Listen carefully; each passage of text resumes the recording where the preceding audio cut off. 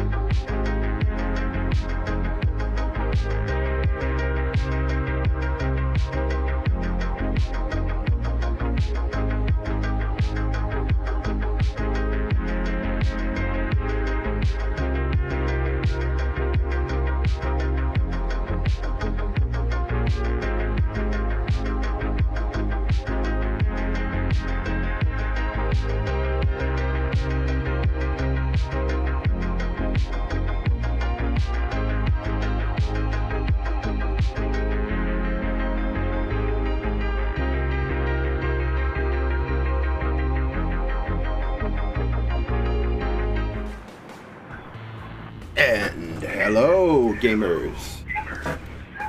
We are here live. Elite Dangerous. Colonia. Yep, we finally reached Colonia. Finally. We were off stream when we did it, and also you might hear me in the background, repeated in the audio chat that we've got in the game. We're working on that problem. We got a solution coming, so we'll just have to bear with it until now. But thanks for watching us. Thanks for putting up with it. For at least for right now, we will have a solution coming soon to deal with the problem. Tygra's not playing in VR at the moment. He's playing normal, because it takes him a long time to get set up for VR, and he thought he would play normal today. So he may switch back and forth between it, but we're in Colonia, so we're going to take a brief look around the area before we continue our adventure through the stars. Our next destination in our journey will be Sagittarius A, which is the supermassive black hole at the center of our galaxy. So, I'm here. I'm in Colonia Hub, which is, actually, that is on the planet's surface.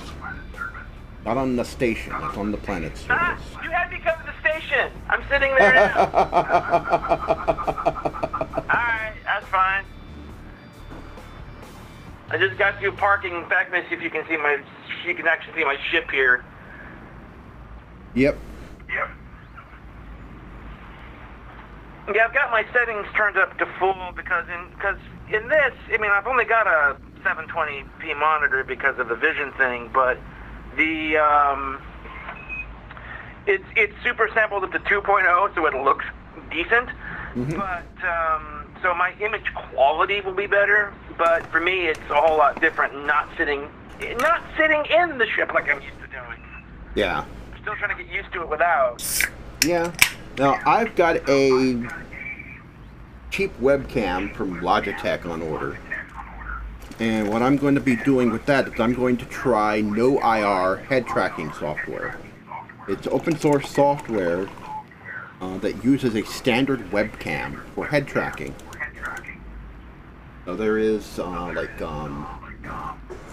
there is an IR head tracker that works with this game and Star Citizen, and even the people from Star Citizen are releasing their own head tracker that is sort of designed to look like something that belongs in that universe.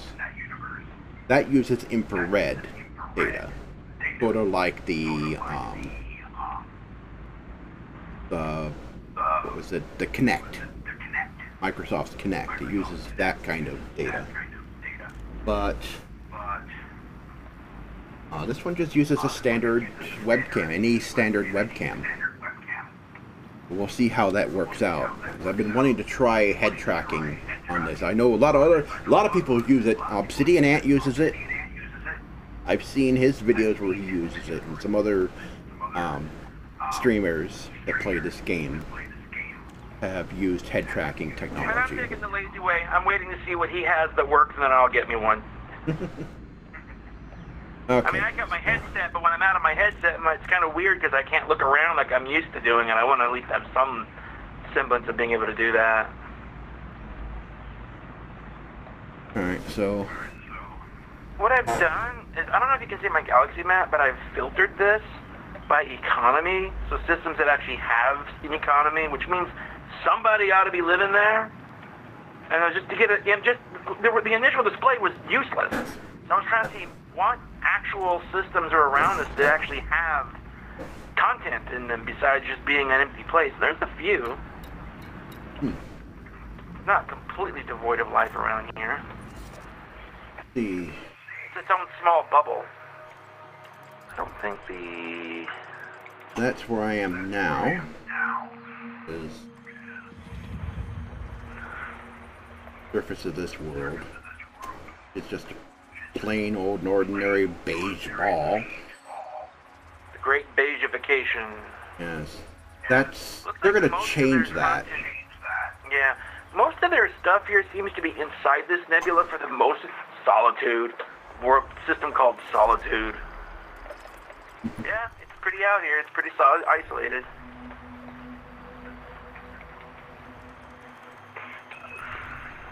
There's another station. There's a station. Now, suppose that this place is having a war, community goal with some kind of battle. I don't know if we'll get in on that or not. I don't know what the intent there was. Pennsylvania. There's a lot of brown dwarfs in this system. Like I said, I filtered my view out to basically economies so I could see the occupied systems. Yeah. Because otherwise you're not seeing jack. Let's see if we can just go by even population. Let's see.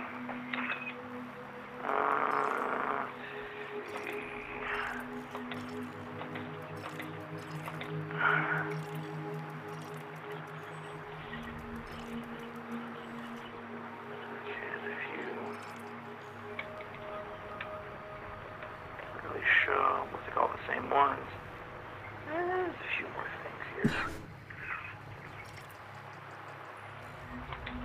That's a gas giant. That's not a brown dwarf.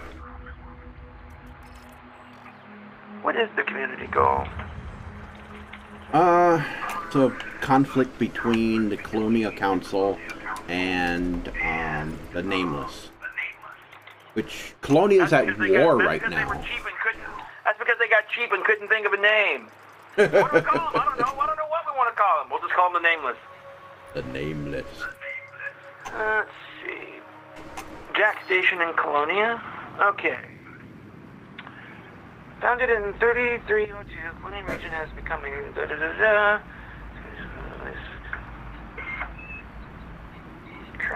current tier rewards, no rewards. Promotion to contributor details. Promotional to contributor. Global progress. Credits earned. Contributors 22.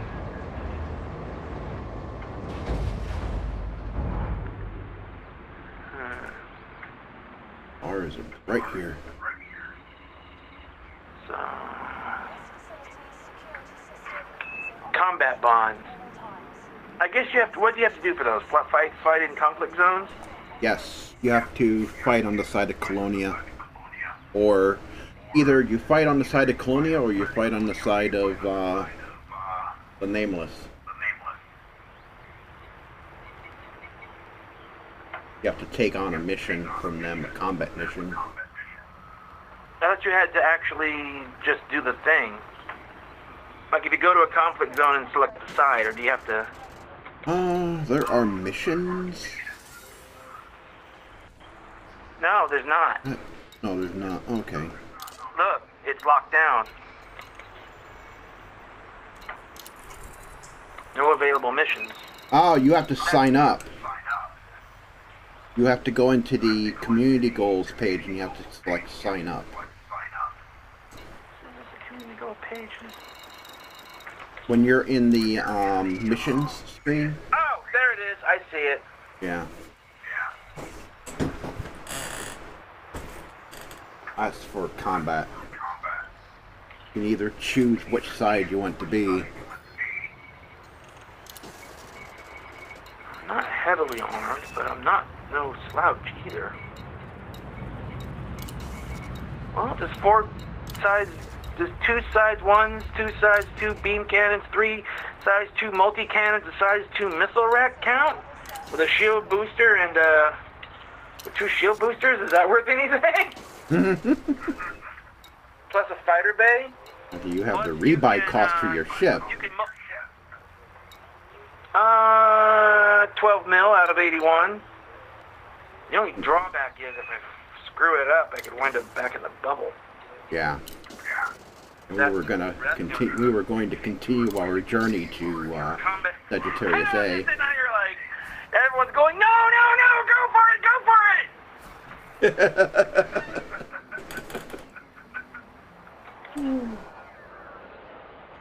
Let me see. Core. Power plant dethrusters.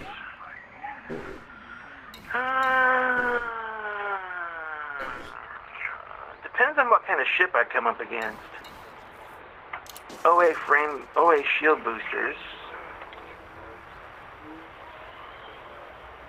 Plus 20% shield boost. On top of a... This will come down to what kind of shield generator I put in here. Yeah. Well, I've got a 6A shield generator. But then again, I could have a, say, 7 if I were going actual combat. Yeah. The only problem is I could do it, but if it goes boom, that's not a good thing. No. Now, in theory, I could launch my expert fighter, and you could just telepresence in and do the second fighter. That would be 2 fighters out. Yeah.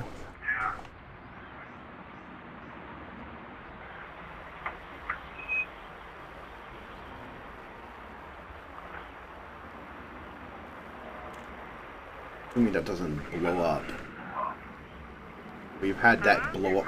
We've had that blow up on us. What? Telepresence. Well, we haven't tried it since they, Well, you're still at the station, right? Yeah. Let's see if they improved it. Alright. Because you're there, so it ain't gonna hurt nothing.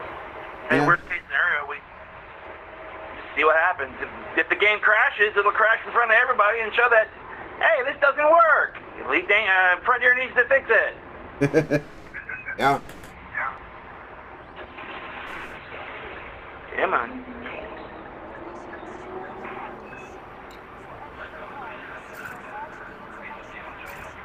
Hold on, I gotta share a tube with a something.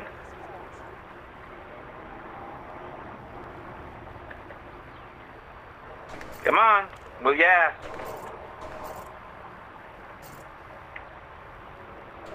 Shit. Oh, we got a traffic jam in here. Come on, people, well, yeah. There we go.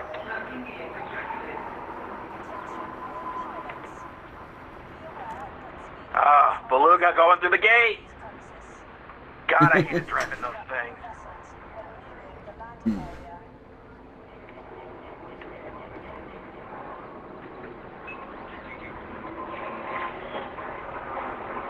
There's a traffic there.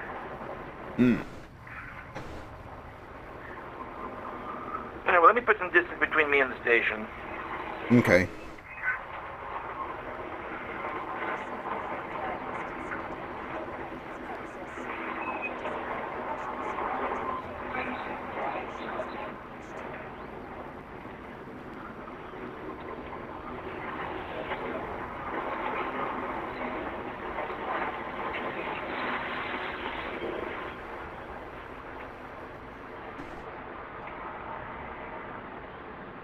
That'll do. Alright. I am...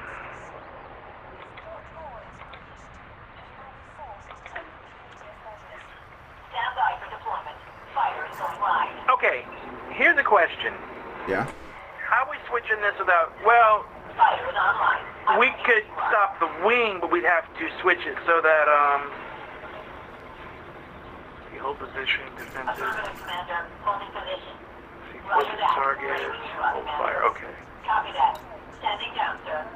Roger that. Okay, yeah, okay, I'm just trying to get the order buttons. I'm trying to remember what I mapped them to. Alright, is our voice comm dependent on wing, or is it dependent on... No. It shouldn't cut the comm, right? No, it shouldn't cut the comm. Okay, so I'm gonna do leave wing. Hope that works. And see if you can deploy in a fighter. You have to send me the telepresence request. I gotta wait for the wing to finish. Alright.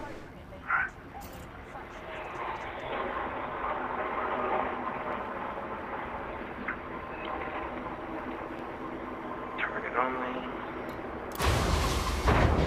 As long as it doesn't get stuck. Alright, there we go. Let's see, invite the crew. Further activities.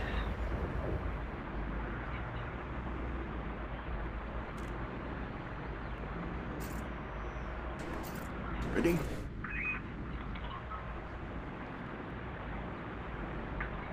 Incoming telepresence request.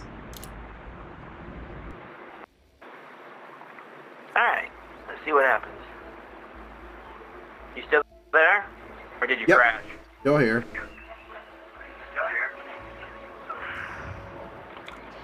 Alright.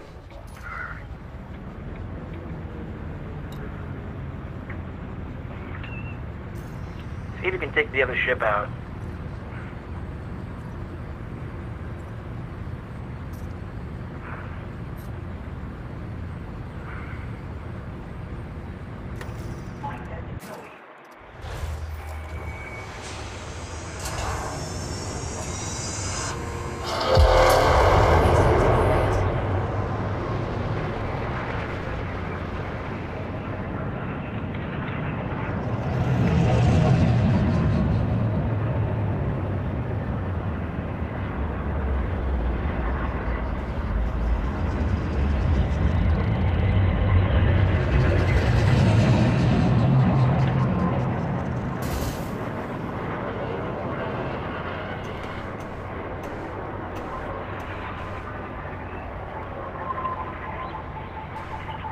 And that's when I shot him, Your Honor.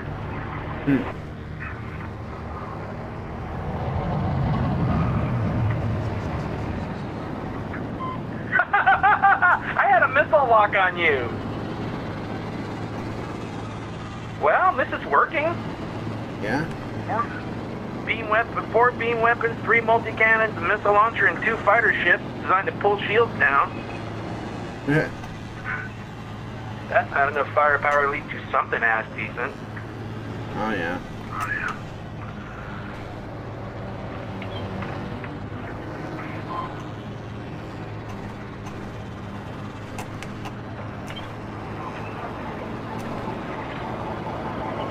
And that's when I shot him again, Your Honor. I have to be careful because if I open fire, these guns will not stop until you're dead.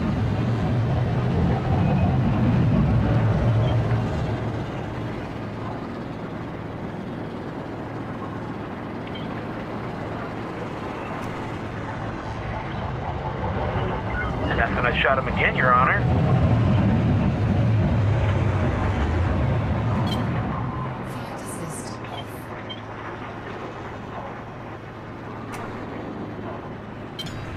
Flight assist on. And that's when I got him again, Your Honor. Yeah, you'd be dead by now. Alright, so, this works.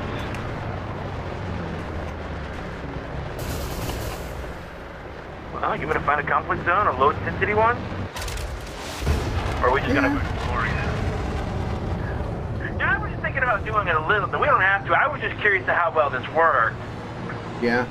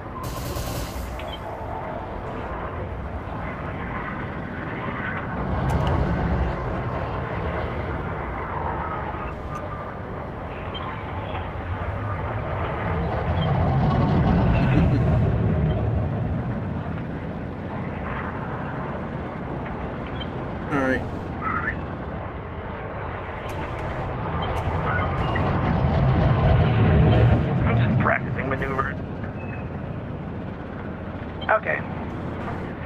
Let's get everybody back on board. Automated docking press.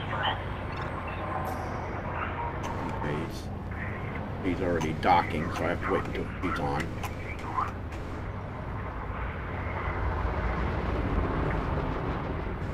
Fighter docking sequence initiated. Actually, I was able to turn this pretty good towards you. I got you back around front pretty good. Now, should I start chattering all the shit that the stations? Make sure you dock it, or I'm gonna shoot your ass. Hangar is secure, Commander. Sweet list. Okay, she's docked. You can dock now.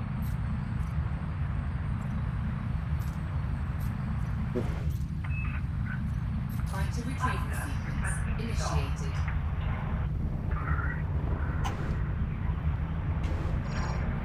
Damn, I get to be the control tower for once. Fighter docking sequence initiated.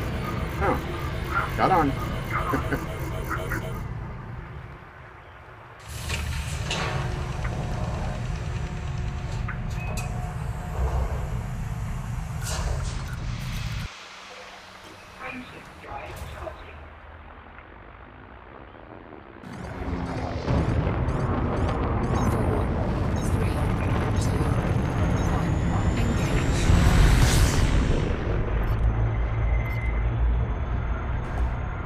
Okay, so what's our intent? I guess you want to head back to your ship.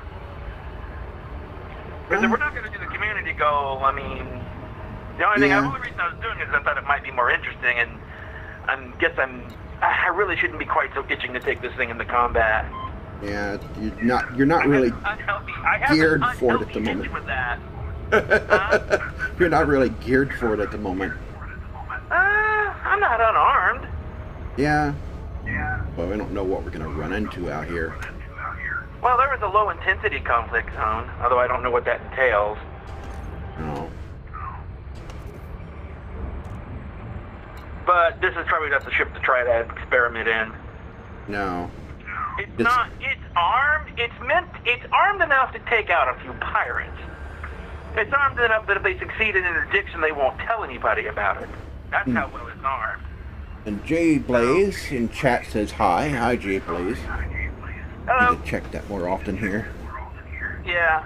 I've got it so I can see the chat better. I can see it from both YouTube and Twitch. That's from Restream.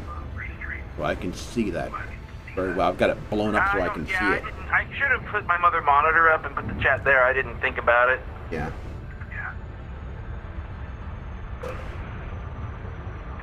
Alright. Oh, mouse works in here.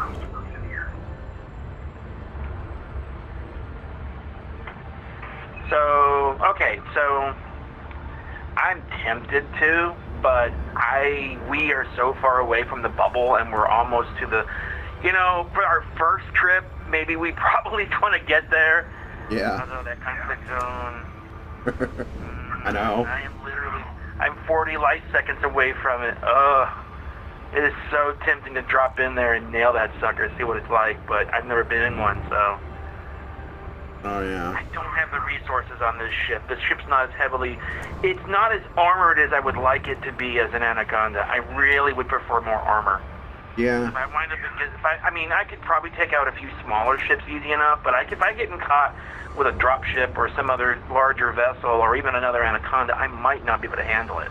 That's partially why we're out here doing this in the first place, is so we can earn up the money through exploration to be able to outfit your ship and for me to get my own.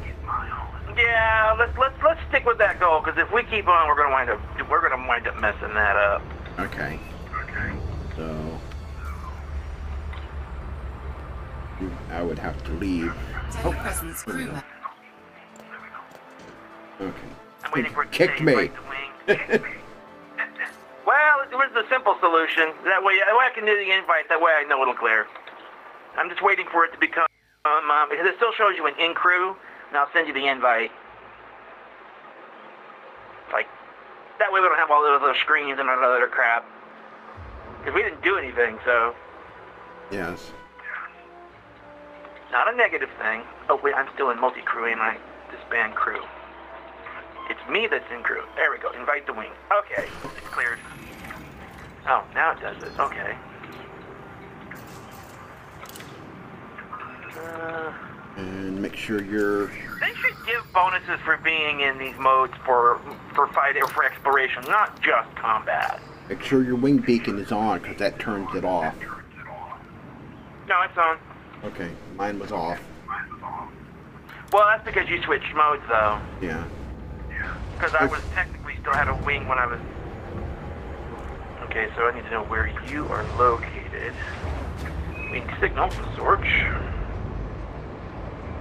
Okay, now the way we were doing this is I've set the course, and you followed me because your ship is technically capable of jumping a lot further than mine. Well, here's the other thing. This will actually be faster because we had a bunch of cargo before. Mm-hmm. We don't have all that cargo anymore, so this is going to be a little different. Because we had all the gin and all the mugs, and by the way, for anybody's watching us, don't do it. Just don't do it. Save yourself the mentality. Don't think that you can take the mugs out here and make a profit. It don't work. They were nearly what? I think that you buy them for 13 credits and they sold for like barely, I think, 6 or 7. It doesn't work. Distance is capped somewhere in the system. We came all this way out here for the mug. It was all for the mug. And we didn't get anything for it, but almost a mugging. We got to Colonia. I mean, we got near the area, and we started getting, literally, it was a beehive of interdiction attempts. It's like, they all wanted the honey. The pirates wanted it more than the place did. So, yes, don't. Just don't. It's never worth it. That's why it's never talked about. It's just don't. But anyway,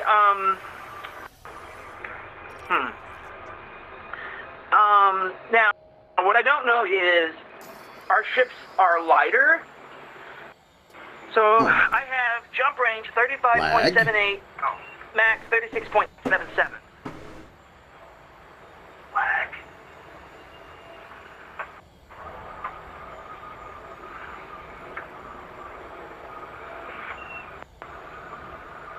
You there? Yeah, it was lagging because I'm plotting the route. Yeah, it was lagging because I'm plotting the route. Okay. 328 jumps to Sagittarius A. 328 jumps to Sagittarius A. 300 and... Okay, hold on, I'm on approach here. Give me a second. Let me drop out of Super Cruise. I'm getting some kind of scan data here.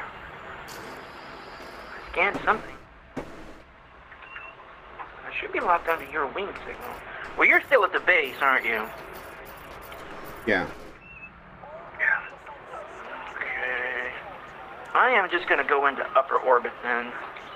My jump range is 35.23, 37.98 unladen. 35.23. Now, this is different because we have different jump range capabilities. Yeah. I think you can jump differently than I can. We can try what we were doing, and if we see if we glitch out or not with it. If we glitch out with it, maybe we can swap it. Yeah. So I won't set the course. What we'll do is, it's on the other side. Because that was working for us before. We can go with it for now, but I just don't know how, You're the planet? Yes, I'm on the planet. Okay. We can resume that, and then see what happens. If it works differently because of the shift differences now that because the mugs affected you more than it did me. Yeah. So your jump range has changed, and so did mine, but in a different way, because the weight slowed you down in a different way than it slowed me down. Mm-hmm. It was a different effect on our ships.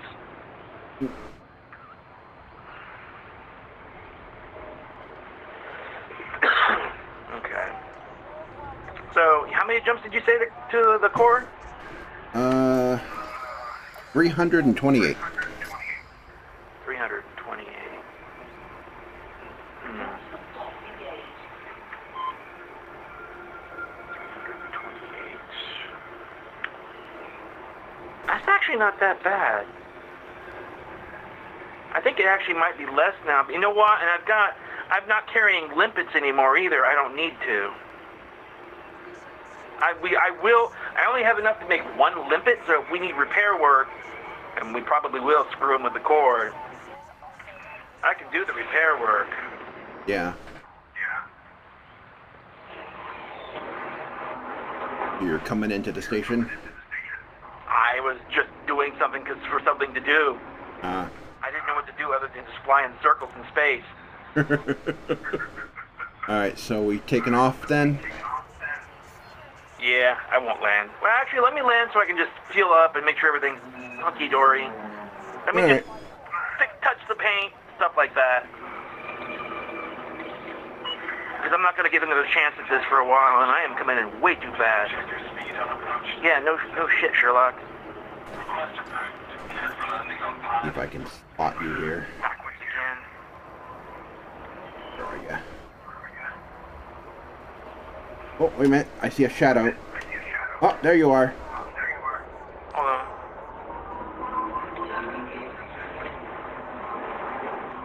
I am on the wrong side of that pad. Yeah. At least the falling skimmer issue is gone. Yeah, no kidding, right?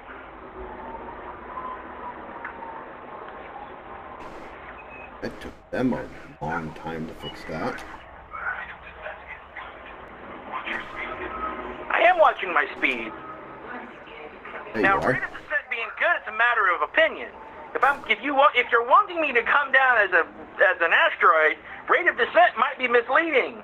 You can be like, your rate of descent is great, you're doing great, keep on coming. Yeah, and I'm falling like a rock. But if you want me to fall, that would be, yeah, your rate of descent is great. Now, if you want me to actually land, no, you're coming too fast. So it's all a matter of opinion.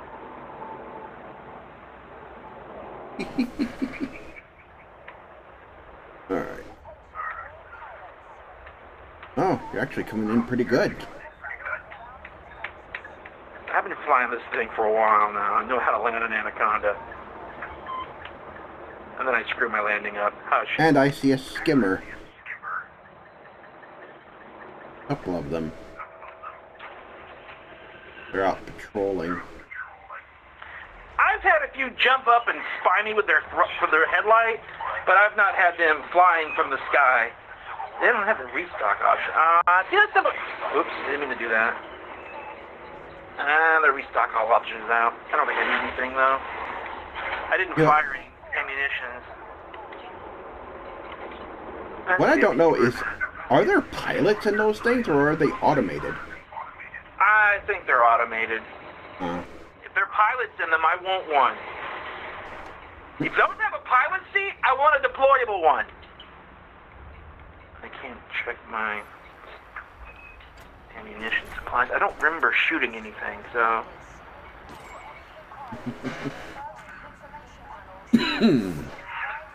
Yeah, I'm good. Good. I think so. No, I don't see anything that needs... Oh, no, I didn't get any stuff. Oh, okay, 6 to 18, no, that's correct. Alright, I'm stocked up. They're not gonna stalk me, but I can make stuff on the way anyway. I just wanted to kind of clean up any maintenance issues. Like that. And the paint's good. Okay. Alright, I had dinged the paint, or put a ding in it. I got it straightened out. Yeah, they don't Okay, returning to surface. restock. No restocking. That sucks. So that's the problem with what they're doing, is it's one of the few places out here to do this, and they turned it off. Like, you come back in, you're empty. Okay, I got a lock on you, I think. Yeah. Okay. So you got a plot toward Colonia? Or not Colonia, God. I'm so out of date. The core? Yep. So we have a route plotted for Coruscant, right? Oh, sorry, wrong. We get a rot pop. We got a lot. We got a route plotted to Sagittarius A. Oh, that's what you were trying to say. Okay, I was like, I thought you were saying rock, pop, and stop, and I'm like, what the hell? Okay, none of that was coming out right at all. Okay. Ready to launch? Yeah, ready. Ready to lunch. I'm ready for lunch. I got a sandwich and a, okay. Alright, I'm fully stocked, locked, popped, ready to go, as you were trying to say. Okay. Launching in 3, 2, 1, launch. Don't run into me.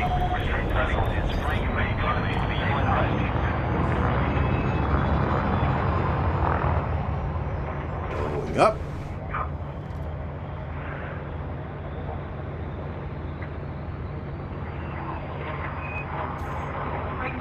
Landing gear retracted. Operation drive charging. Alright, I'm in Super Cruise. I'm waiting to get a lock on you so I can get the destination data. Charging. I'm going into Super Cruise. 4, 3, 2, 1. Engage. Alright. Okay. You got a lock on the... Okay, looks like I got the first system. EOL, prob, CPU, something or other. Yeah. Okay. As I clear the planet here. Yeah, it looks like it's behind us a bit.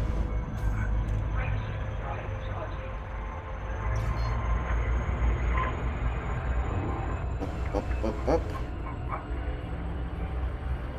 Come on, the gravity on this planet's not that high. Let's move. Higher, people. Wonder what happens if you're building that warp charge and you enter the exclusion zone during the acceleration. I don't know. Because once that countdown begins, there ain't no stopping it. I think ripping subspace at that point. Operation drive charging. Oh, that's right, I got my discovery scanner back. Alright, so what I want to do, give me a moment because I'm going to put myself in cruise mode. Well, no, I'm going to wait till we get some more... Yeah, that's why. Temperature. Because I'm going to cook. Just turn those shield boosters off at least. Okay. Because that way if I get interdict... I want to wait till we get further away. Yeah. Okay, that was you. Fuel sweeping. There we go. Because they're interdicting regardless. They're interdicting happy right now. Yeah. Fuel sweeping complete.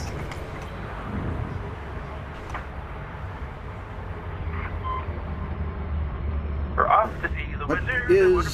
I didn't scan this. Ah, shit, I forgot all about that. I just did a deep What's scan. here? Left. Nothing but stars. Frameshift Well, drive that- charging. That'll work. Headed where you are. The stars are getting brighter and they're getting much closer together.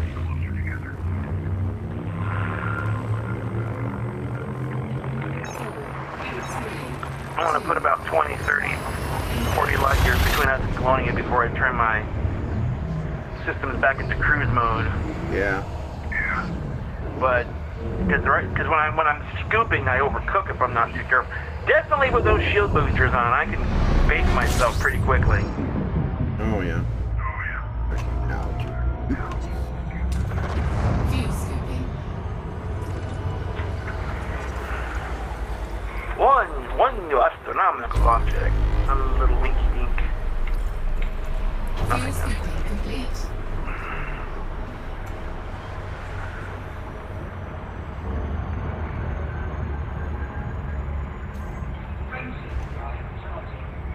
Frameshift drive charging. Off to see the wizard, the wonderful wizard of the core. Follow the yellow brick road. And that's when we get a copyright strike. You even sounded like a copyrighted program. Oh my gosh, you owe us money. Pay us now. You even dared to hum the tune. Ah! Where is that bag? They're that bad. They are. They really are. If they had their way, they would literally do that. Fuel scooping.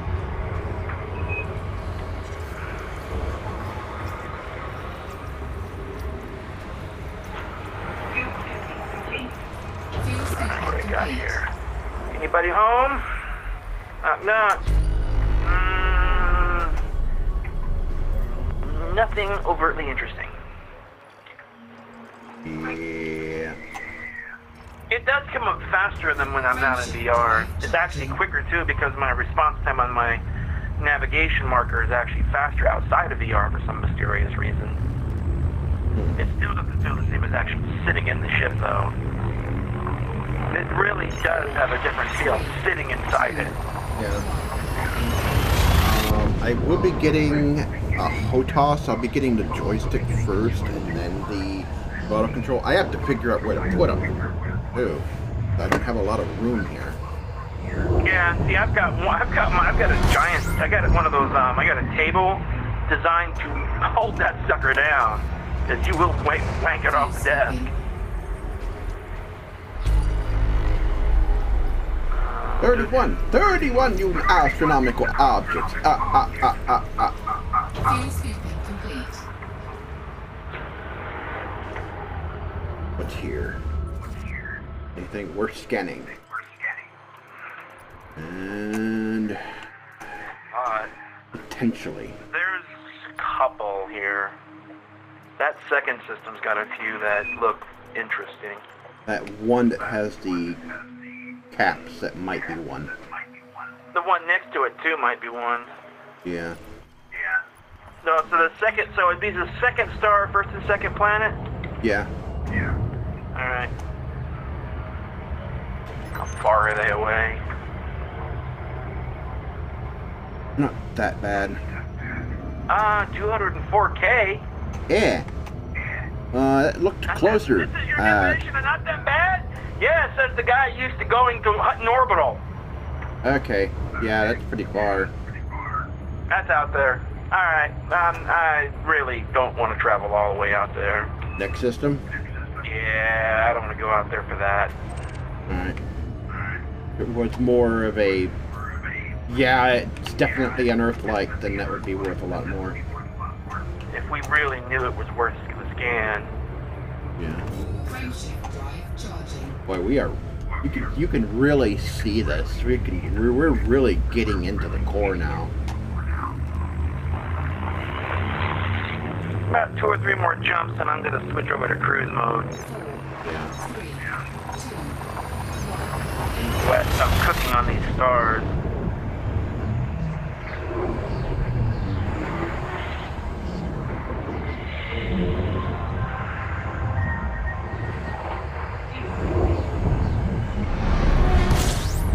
Like I used to not scanning. Oh, my current little tiny tiny ships on my other account don't have View scooping. even have a discovery scanner.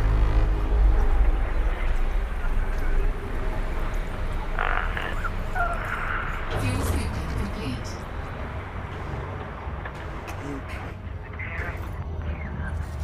Nothing. Nope. Not a darn thing. Yeah. Wow, these are really close together. Oh yeah, it's getting dense out here. Charging. It's gonna get even more dense as we go. Oh yeah.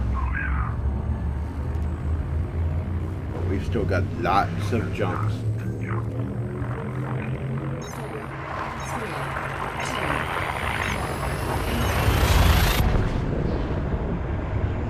I wish they could do the Star Wars effect without getting into trouble.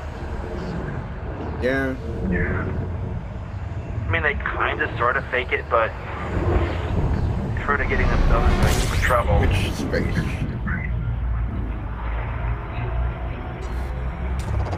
view scooping. Alright, one more jump and I'm going to cruise mode.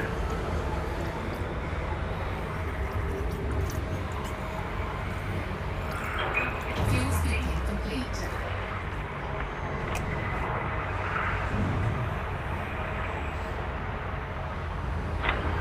Away from the big burning ball of gas. We need to probe this system. What we got? Oh, yeah, definitely. Lots of interesting things. One of those is definitely not an Earth-like, but at least a water world. At least a water world, and that's something. Well, I'm starting with the star.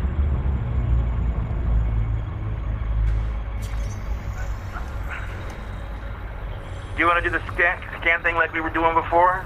Yeah. Alright, so... More money.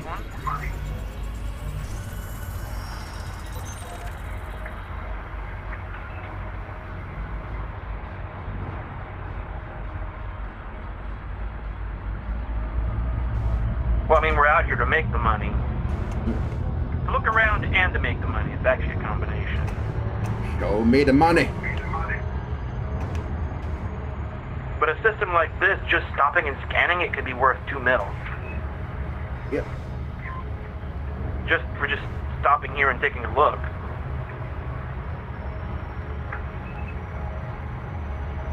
You can easily make 2 mil on a system like this. Mm-hmm.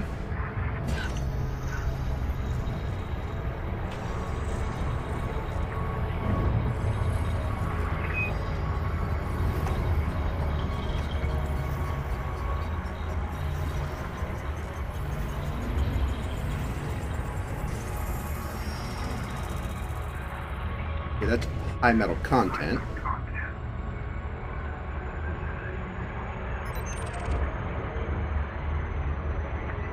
We're on the next one.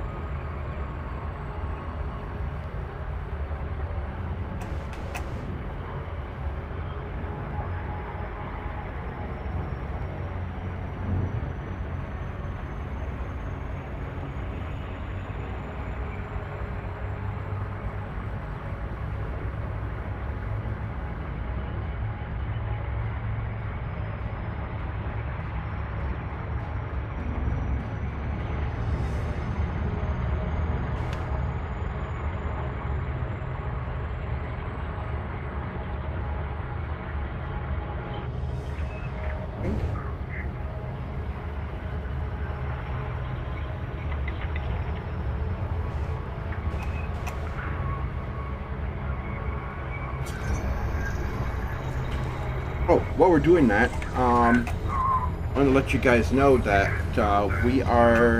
two things we're going to be doing. One, we're going to be starting the Atari 2600 series on Gamers Bay. We're going to be recording that next week. And we're also going to be doing a Halloween live stream on Gamers Bay. Like a 4-hour live stream where we're going to be doing 2 hours of Dead Space 2 and 2 hours of Doom. And Tygra Kahn is going to be a guest commentator on there. So he's going to be here with me, watching the gameplay and be basically talking stuff. He's never seen... Well, I don't get paid enough for this. I don't get paid enough for this. See how he's signing me up? See how he's signing me up? I don't get paid enough for this. Wait, I don't get paid at all for this. What am I talking about? I definitely am not getting paid enough for this. Hey, I'm not getting paid at all for this either.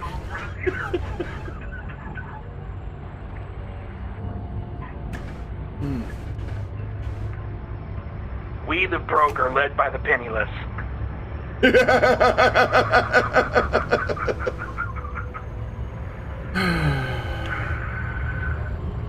so terrible. Yes.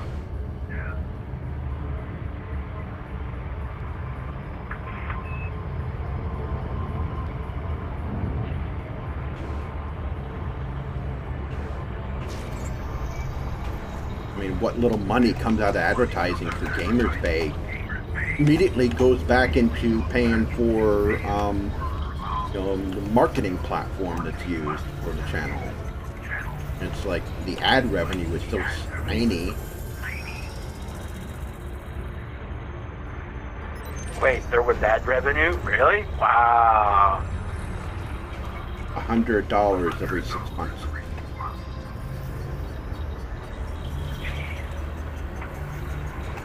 That's pretty awful. It's like I got some opinions about all that. Why I am considering a Patreon for this channel. Either Patreon or at least a PayPal link. Because I do need better equipment. I've got this webcam is crappy. I mean, it was a $30 cheapie. It works. Not the best. It's not great for low light. In fact, speaking of low light. Versus effective are two different things. Something can work. You can get from your home to your office and use a bike. It'll work. But it doesn't mean it's the best tool for the job.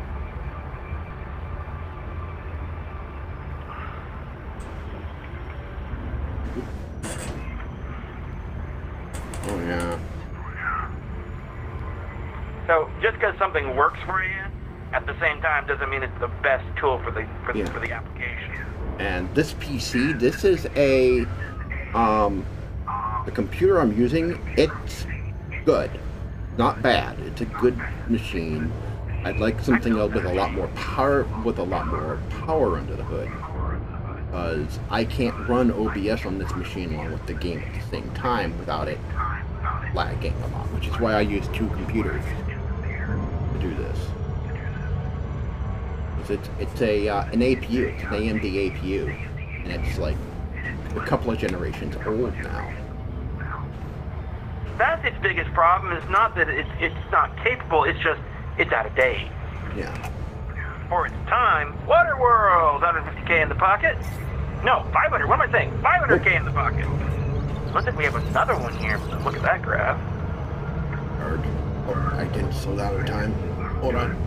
Minging around. Are you winging around? Are you winging around? Are you winging it? Ringing it? You're ringing it, huh? Yep. I accelerated to full speed in order to get here faster. Yeah, that's definitely a water world. That's worth a lot. Water world. If there's a second water world here, then easily worth the cost. No, that's not a water world, but still, that should get us some money. It might be an icy one. This might look like on the graph. It's probably going to be a high metal content world from the look of it. There's 3 at the end though that are really promising. We'll still get at least we should still at least get a mill out of this, a mill or 2. And those last three we haven't even got to yet, I don't think. And I'm expecting, unless we have. Ian Miller wants to know, what's the benefit in moving to Colonia? It is, well, it's a new colony. It was built because of a community goal. And there are some missions out there. And there's a community goal going on out there right now. There's a conflict between the Council of Colonia and a pirate guild called the Nameless. And so there's rewards that you can get from that. Then you can use Colonia as a base of operations for exploration, and exploration can get you a lot of money if you do it right. What was getting me is he used the term moving from what you said. Moving. And what that makes me think of is like when I'm in the bubble, I have a base of operations. I have a place I work out of, and I do all my missions there, and I do everything out of that location. I get well known with the faction, and just a way to build up some rep in an area.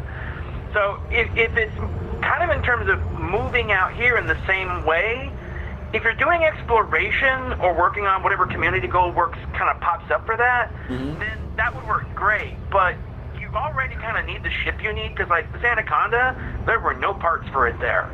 If you have a larger ship, there's nothing there for you. You need to bring everything you need with you. Yeah. Now that's changing.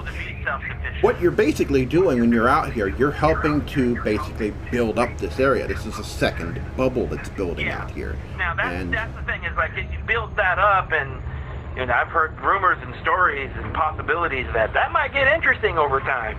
Yeah, because of what's happening right now back in the bubble with the Thargoids. We may need this area out here because the Thargoids might, they might kick us out of the bubble. Back in the bubble.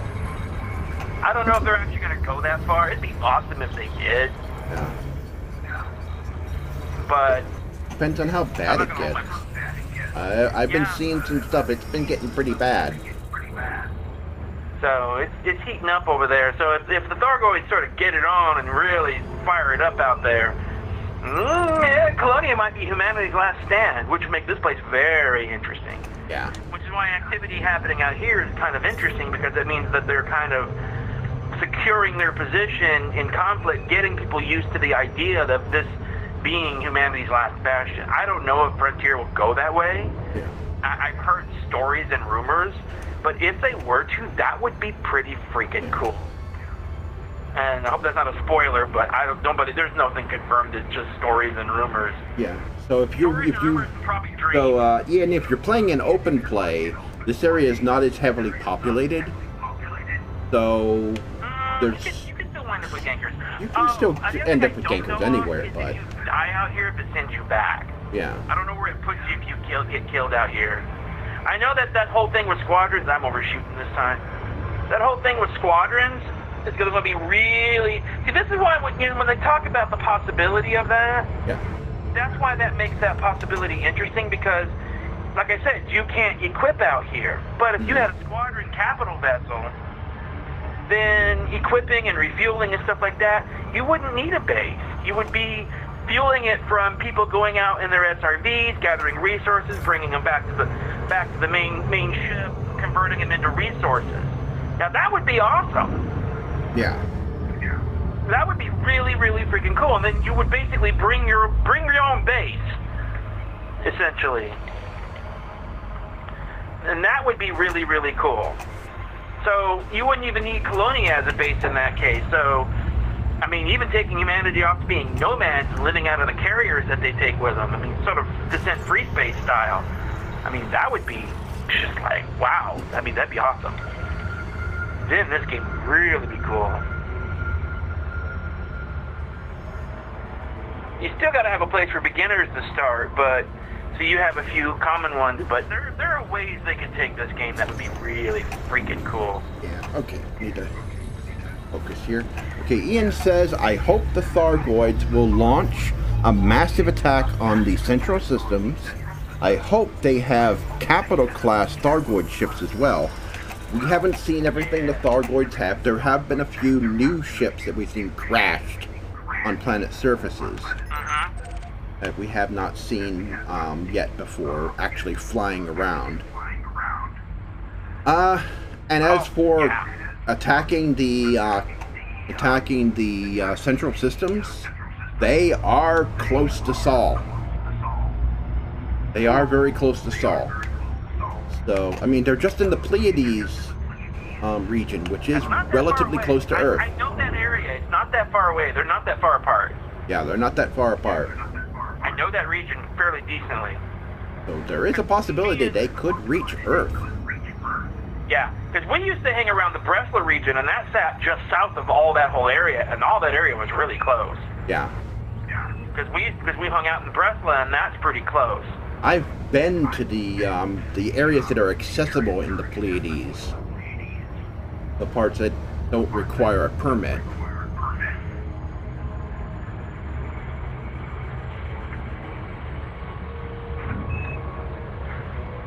Yeah, I kind of really agree with that. I think it would be really, really, really, really, really freaking awesome. He visited the Thargoid Scout today. There's a lot more. There's a lot going on. There's a lot of mega ships that are being destroyed. Alcatraz was destroyed. There's some stations on planet surfaces that have been destroyed. A lot of that is all part of the rescue mission, the new rescue missions. That there are ships that are people coming out and doing those. They're actually doing those rescue and salvage missions. Even though they don't give out his great rewards. They include this whole system in it, and then they barely give you any rewards for it. Yeah.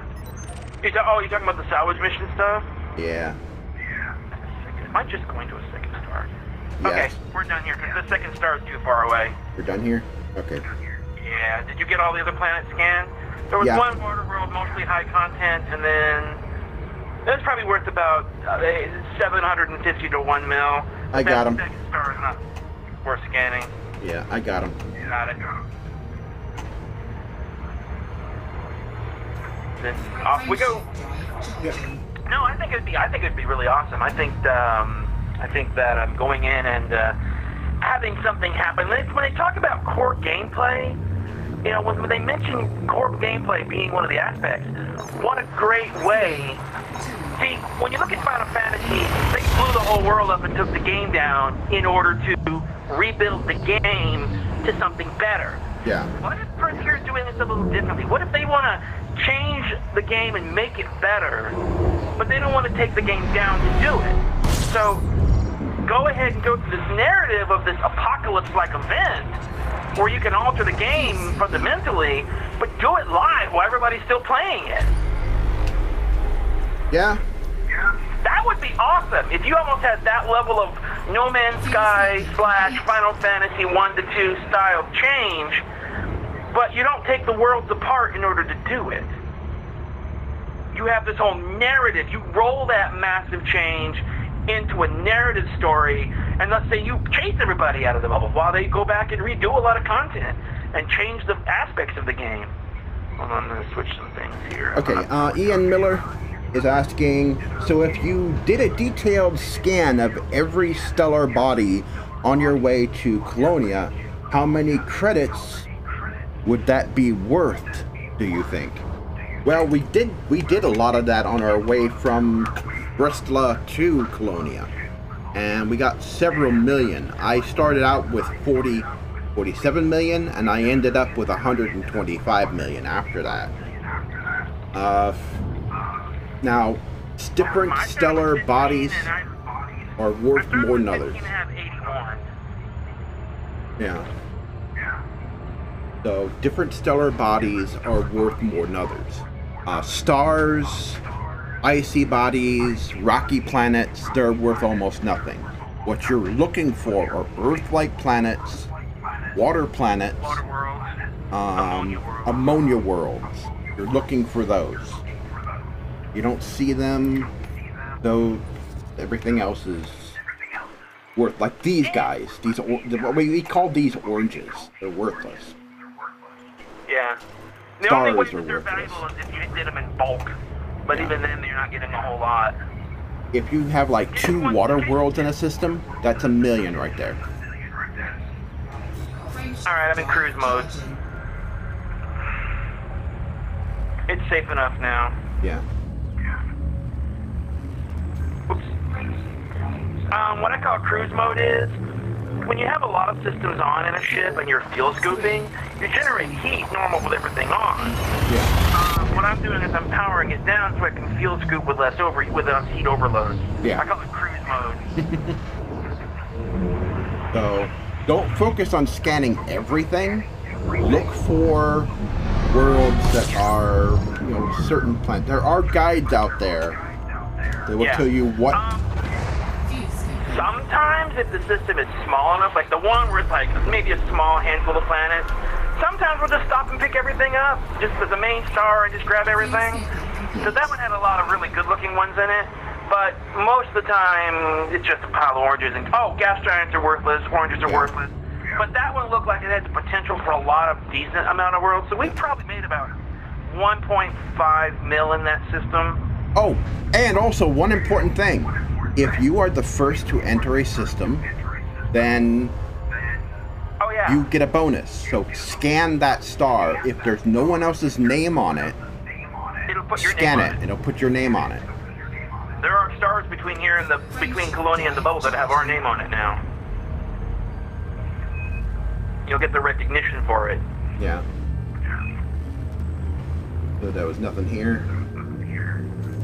You get a bonus for it, but it's not a big bonus. It's not a big bonus, but you'll get at least a small bonus for it. And you'll get your name on the galactic map. You'll get your name on the star. Yeah. Because that means you were the first person ever in this game's operation to actually ever visit that spot. And there are a lot of stars out there with no one's names on them. You need to detail surface scan it, though. You can't just discovery scan it. Yep.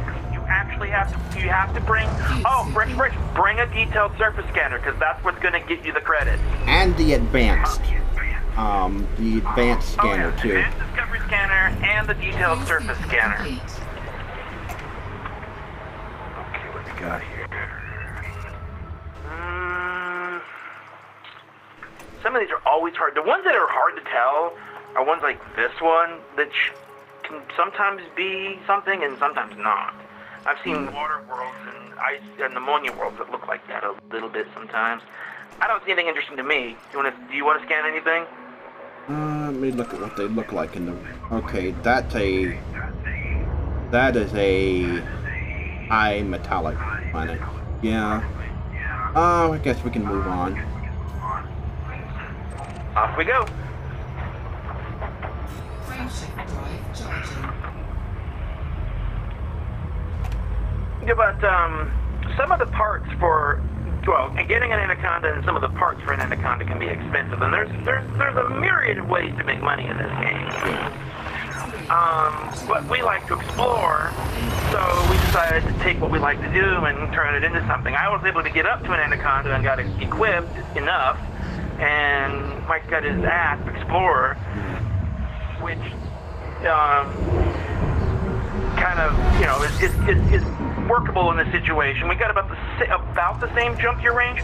The difference is I can use more fuel per ton or per jump than he can, so I can make jumps he can't, and that's why we're using this really weird navigation system. I'm actually not plotting a course.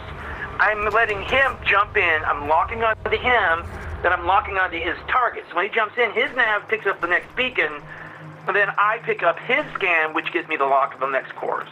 So I don't even Nothing in this system. Did I even descan Nothing worse scannable. Alright, out of here we go. Now, still use the discovery scanner every system you enter.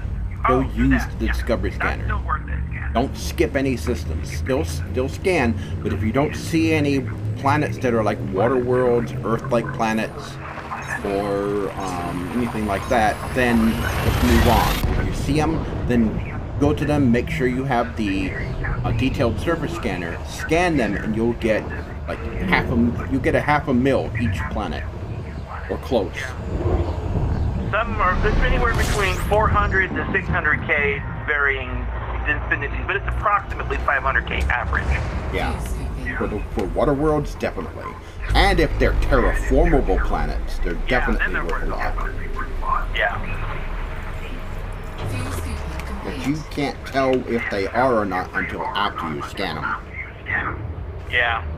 There's different diagrams, like where it shows the solar system diagram when you're where you're like your target. Nothing here.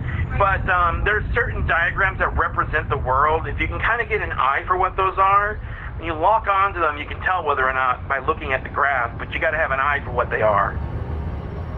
I think you will have something to say about this. I feel like they need to add more depth to exploration.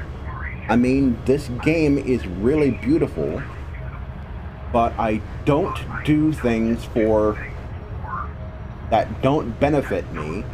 I hate why I have a freighter and I'm using it to collect spare Thargoid parts worth like 500,000 credits each. That's not bad. Yeah, that's not bad. Everyone's different. Everyone's got their own way of going about it and their own methodology, and there's no way that's really right or wrong. It's just a different way.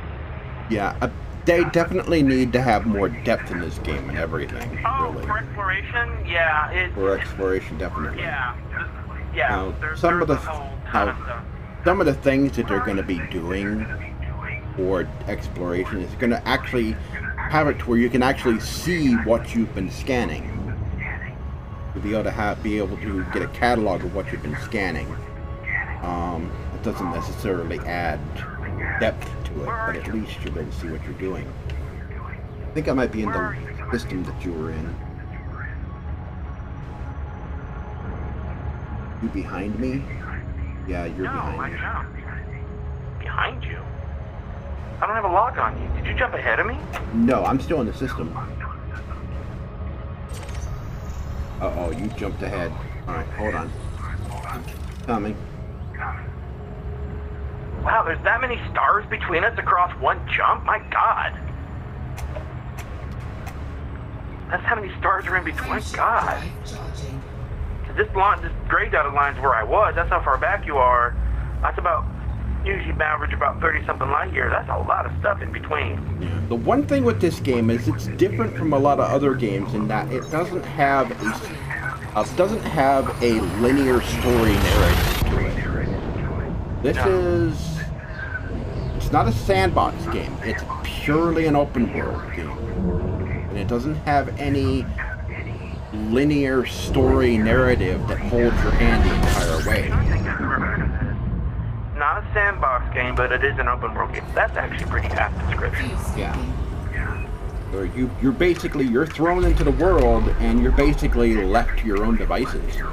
Almost. Yeah, you're not handheld. In fact, the business, I started a second account and I was trying to follow those initial missions they try to give you, and all that did was get me killed, get me in trouble, and get me a dormant bounty which you can't get rid of. So, if you're starting new, don't do those. Yeah. They'll just get you in trouble. Yeah. Terrible way to begin. This game was built off very old school thinking. Right? This is the way the old Elite games were from back in the 80s and 90s. It's really that game, but just modernized graphics. Yeah. This game is the ultimate example if you took a 1980s game and modernized the graphics, and that's it. You just took the old game, modernized it, and called it an afternoon. This game is the ultimate example of what that would look like. Beautiful, but when you look at those old games and how much substance they really had, a lot of times they didn't do a whole lot, not because they didn't want to, but because sometimes they couldn't. They just didn't have it. Didn't have their system resources. Well, if you think about it, the game to modern visual standards, but it's not modern standards in terms of gameplay, story, design, and all the other stuff people come to expect. Yeah. The first Elite was on the ZX Spectrum, which had very limited graphics. It says, I also hope in the future Thargoid hyperdiction will be more common and not a scripted event. Yes, it needs to be a lot more random. Kind of like the dragon fights were in Skyrim. They're completely unscripted. They occurred procedurally in Skyrim. Yeah. They were different every time. The way that they're going about telling their Thargoid story is interesting, but it's a one-time deal. When they're done telling their story, like, if you play another MMO or a regular MMO, you get the story narrative, and if somebody hasn't played it before, like World of Warcraft, Final Fantasy, etc., even though the game is 4, 5, 6 years older, you'll still see story referring to, well, 5 years ago we had this happen. Yeah. Now, when it came out, 5 years ago really was 5 years ago. But you're playing it, 5 years after that, and they're still referring to 5 years ago. The story is locked in a particular time frame. Even if the events that have really occurred and everything about them had passed long ago. There is a potential water world here. Is there? Yeah. The one right before that one with the rings. This planet? Yeah. No, okay, I see. Wait, okay, this one. Yep. This one we're talking about? Yep, that is definitely a water world. Okay. You can tell by what it looks like in the, Yeah. that little image in the scanner. Yeah, that's definitely a water world.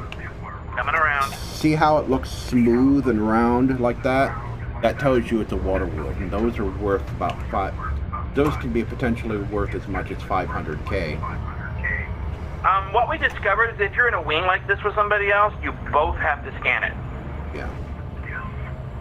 So, the Even though data... I get the data from his ship, we still have to do the actual surface scan. The data from the Discovery scanner you share, but the data from actually scanning a planet you have to do individually. Yeah. We figured that out the hard way. Now, as you were saying, the whole story narrative they're doing with the Thargoids, that's not a quest plotline like with any other MMO. It's telling an interesting narrative, but you're only going to be able to tell that narrative once. Yeah, once it's done, if you go to play it later, you won't be able to play through that sequence because it's already done. Because this is a persistent world game. Yeah, and there's a way to. I mean, the game doesn't have. It's not that it's not able to tell those kind of stories over time, and huge impact kind of effects. There may be some limitation to it, like they can't go back and tell Final Fantasy 1.0 story, for example. But when you have things like that going on, but some narrative to kind of give a new player an idea that what this was all about, why people were so excited, what got everybody interested in whatever was going on. They come in later and they're like, people talk about what went back in the day, and they're like, and can I play that? No, it's already gone. It's great narrative when you're doing it live, but if you come in late or you're not up to that point, it doesn't have any replayability. It's like, okay, that's cool, that happened, and then, well, I guess you'll see it on YouTube videos from everyone else. Yeah, okay, that looks like it's it.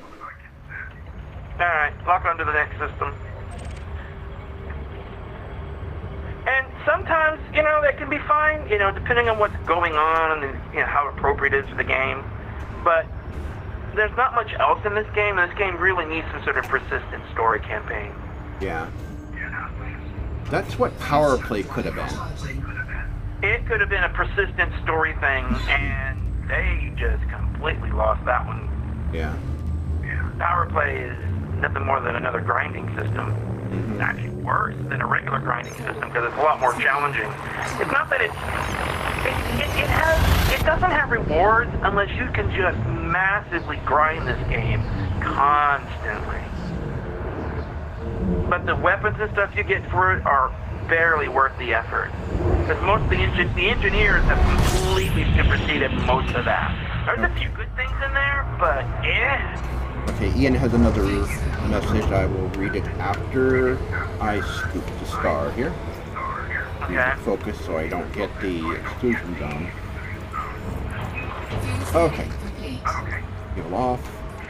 Okay, what if the Guardians return as well and help us fight the Thargoids? Also, do you guys check the Galnet often? All my friends say I don't check it. I'm that bad about I'm that. the only person that does. I think that's why they're adding Galnet audio. I think they've discovered, probably in their internal testing, that nobody's using the thing. That's Yeah. why they're adding the Galnet audio. Yeah. That's a great feature for that. What is that? Waterworld. See, the first part was, what was the, I got the second part, I got focused on the Galnet. Waterworld? Yep. The first one? Yep. Okay, well, the first part of that was, I got distracted by the second part. My brain flipped on me. That not a lot of people read it, as you were saying. I got That that. not a lot of That's people read it. Two-part question. I didn't get the first part. The second part was about the Guardians coming back. The Guardians are another alien race. You can find their ruins in various places. I'm expecting, I would highly expect there to be an interaction between those two. I don't think they're separate stories. I think those are, the Guardians are going to be, I think, in the end, a save our cookie system. Potentially, because there's two different groups of Thargoids out there. There's one group, the group that's in the Pleiades are losing to a battle with the other group that is in that region that you couldn't get to when you were headed to that nebula. Right, but aren't the Guardians and the Thargoids a different, they're different things altogether, They're aren't they? different. They're a different race altogether. Yeah, so my guess is, especially with a name like Guardians, it makes me think in terms of they're bound to be essential at some point in the Thargoid story. It just seems obvious to me. If they don't come back, then it's potentially that we may find information from their ruins that helps us fight back. If we don't see them, it'll be from their leftovers that we wind up creating what we need in order to protect ourselves from the Thargoids, basically turning us into space dust. Okay, that's it here. That's it here.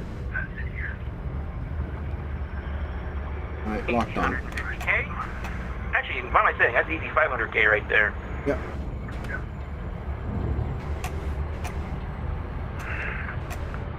We get the star. I took the long way around. Actually, whose name is on the star? No one's name. Oh, wait a minute. There's a name on the star. Wilcon discovered it. Directly from Colonia, directly to the bubble, we would need to take a different course in order to not wind up with stars with names on them. Yeah. I'm sure that anybody who goes to Colonia is more than likely going to make a beeline straight to the core. You're so close. So I would assume that most of these stars are going to be named. Once we land, there's so many, we'll probably land on a Zudon, but this path has been so tread, they might as well put signposts up. Yeah. Now, the original war with the Thargoids, a weapon that infected them with a virus was used. I'm not sure that would work this time. I would like to think it would be a little more interesting than just having that as a cheap escape. The whole, we beat the aliens because some biological thingy with them is so old. And come on, that's the war of the world. Get over it, people. Come on, make it actually work. Make humanity fight for its supper for once instead of, we had this thing that just happened to work out for us. It's a little more inventive. That's so who wrote that? Where's the Norse one? Who wrote the... War of the Worlds? That was H.G. Wells. H.G. Wells. That was Wells something. I said Orson Welles. I knew it was something Wells. Well. Yeah. Well. No, it's his Anaconda is not A-grade everything. No, it's not. That's one of the reasons I'm out here, to get some, along with exploration, just to have the fun with it, just to go look around. And how long did it take you to get it? Because how long have we been playing this? I want to say about a month. No, I think we've been playing a little longer than that. Because when did you do that long mission? Because, Actually, I think we've been playing about 2 months. 2 months or so, or 3. No, it's not been that long. Because when did you do that one mission? You had your... It was before we started doing the big cleanup around here. You had your VR set up a different way. Yeah. And you were doing that one really long mission, and you came back. Yeah, I was gonna do that one, and I brought it back because I said no to that. That's only been... That's back in... Somewhere in July, August... No, July, August, September... Maybe it's been about 2 months. Maybe about 2 months. 2 months, yeah.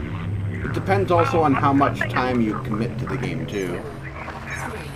Actually, give me a moment. I'll check my Steam hours. That gave me some reference. Yeah. Oh, hello. Give me a moment. It can take you a while to get up to an Anaconda. The thing is, once you buy the Anaconda, then you have to outfit it. Operating this thing is more expensive than buying it. Yeah. I'll tell you, well, what I used for this, though, one thing that got me a lot of money pretty quickly is passenger missions. If you can stomach all the flying and passenger missions, that's how I did it. Yep. Okay. Don't worry about the, not the ones where you go out and you gather data. Yeah, don't do those. Yeah. But I have, according to Steam, it says you've played 826 hours. okay. How long that would be in weeks? Divide that up in the days and in the weeks. I'm sure somebody better at math than me can do it, but I am awful at math. my time in City Skylines is over 2,000. How many hours? Over 2,000. I live in that game sometimes. Over 2,000 hours? Yeah. No, not this game, Skylines. Oh. This game only had 826. So I've almost played twice as long in Skylines. Well, that doesn't seem right, though. Hold on, let me check that again. Let me get out of here and check that again. I feel off. I didn't have the...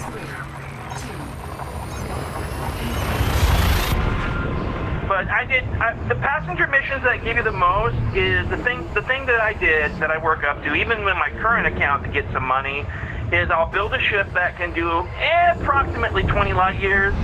You want to at least have 20, at least. Yeah, better than that's better, but at least that. And then passenger cabins. As far as passenger missions, a couple things. A, ignore the special ships designed for it. For like the luxury cabins, there's no better payout for those. You can do it in any ship. I was doing it in a hauler, in fact, just to start some cash up. I had a hauler equipped just enough to do it.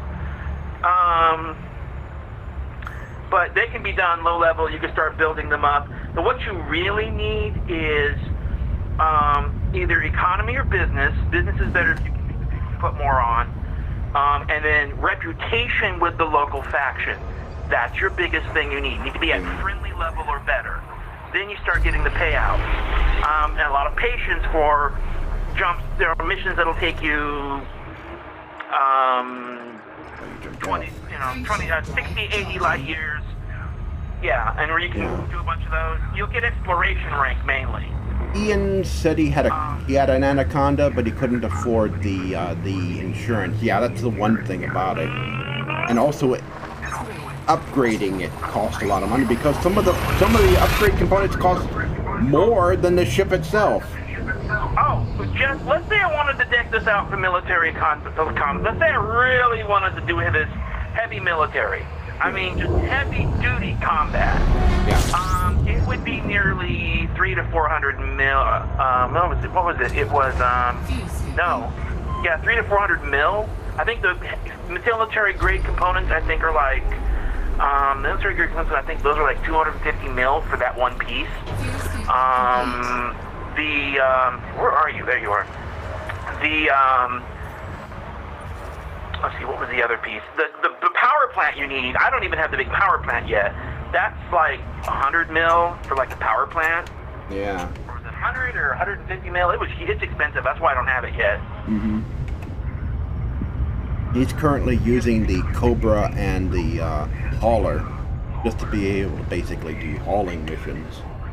Passenger missions also pay out a lot. You can, for those sightseeing missions, can pay a lot of money. If you got the patience for it. There's different ways to go. Like I said, there's no one right way. It's another way. For me, it worked. Yeah. I was able to make some decent money off it. In a single, like, let's say I have a ship big enough to carry, like, say, 2 cabins, and I load 2 sightseer passenger missions up. That's easily worth $1 million right there. It can be $2 million, $3 million. If I have a larger ship, I can probably do about $5 to $8 million per trip. Yep. But those trips are probably somewhere in the neighborhood of, 3 to 4 hours in length. That's where the jump speed helps. D-rate the ship with the A-rated frameshift drive. That's the best. And engineering, if you can get it. All that helps. And a good fuel scoop. scoop. Oh yeah, fuel scoop matters too. Fuel scoop, frameshift drive, D-rate, everything else. You load up the cabins and you're good to go. It's like I've got a 6B's fuel scoop in this thing. Wrong side of the star here. So I'm able to basically slurp up a lot of this. What we got here? Nothing scannable. Nothing? Yeah. Yeah. Asteroid belts are also worthless. Yeah. Well, I like to filter those out. Is that filter still on for that? Should be. Can't check right now.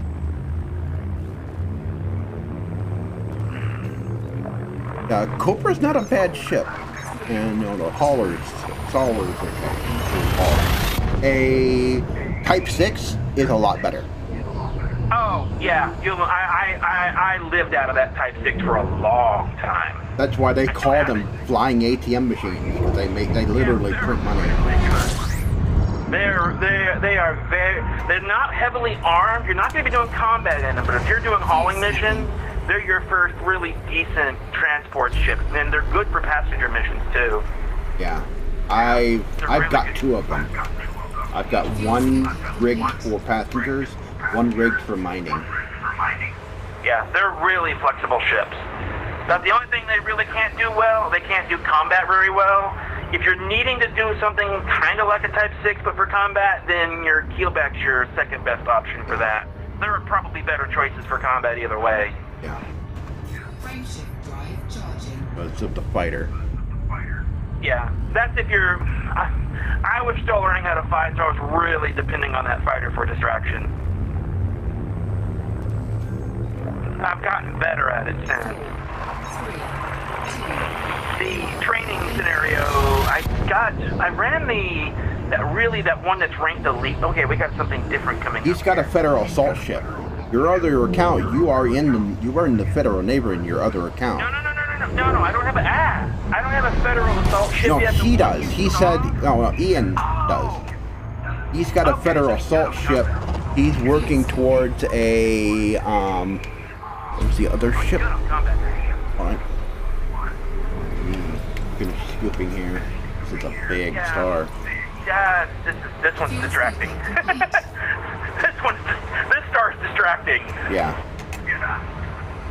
This is why I have all my stuff turned off, so I don't bake on one of those. He's working towards a gunship. Yeah. Those are the ships that require you to have rank and think about my Anaconda and think those are better equipped for fighting than even an Anaconda. Yeah. They got like multiple huge hard points and way better armor and stuff like that.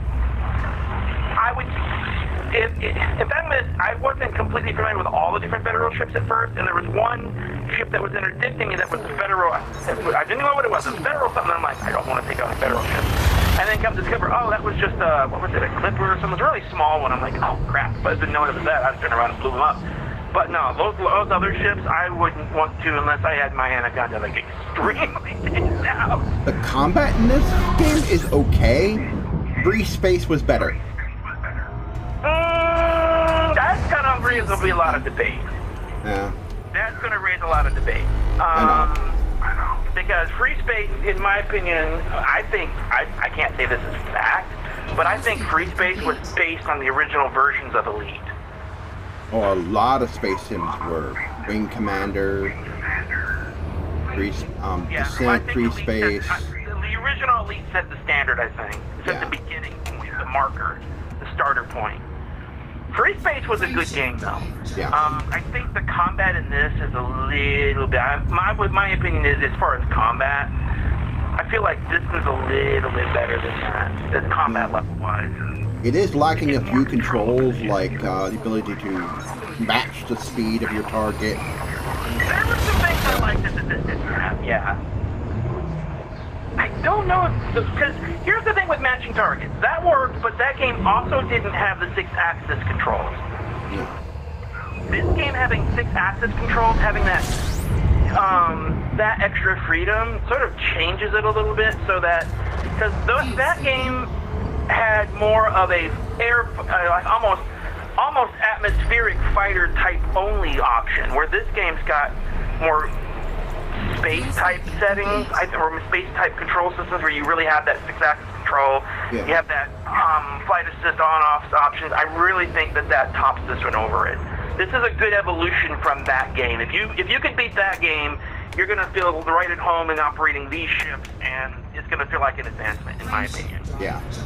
As far as combat, because I enjoy the combat. I do enjoy the combat in this game. Now, Beyond the Red Line had that kind of flight. That is a full conversion mod for Free Space, the Free Space source code project. And that was a Battlestar Galactica mod. There was an entire scenario. The ships flew like Vipers from the new TV series and everything. And they fly a lot like these ships do, but without the flight. Imagine flying without the flight assist all the time. That's what flying a Viper's like. Ooh, you better You better be good. That's gonna take some practice there. Okay. Is that? Okay, that is not. You're looking at those two. Nothing. Nothing. Nothing. Yeah. No water worlds. I don't see anything that looks like an app. Looks like a Mooney world. Frameshift drive charging.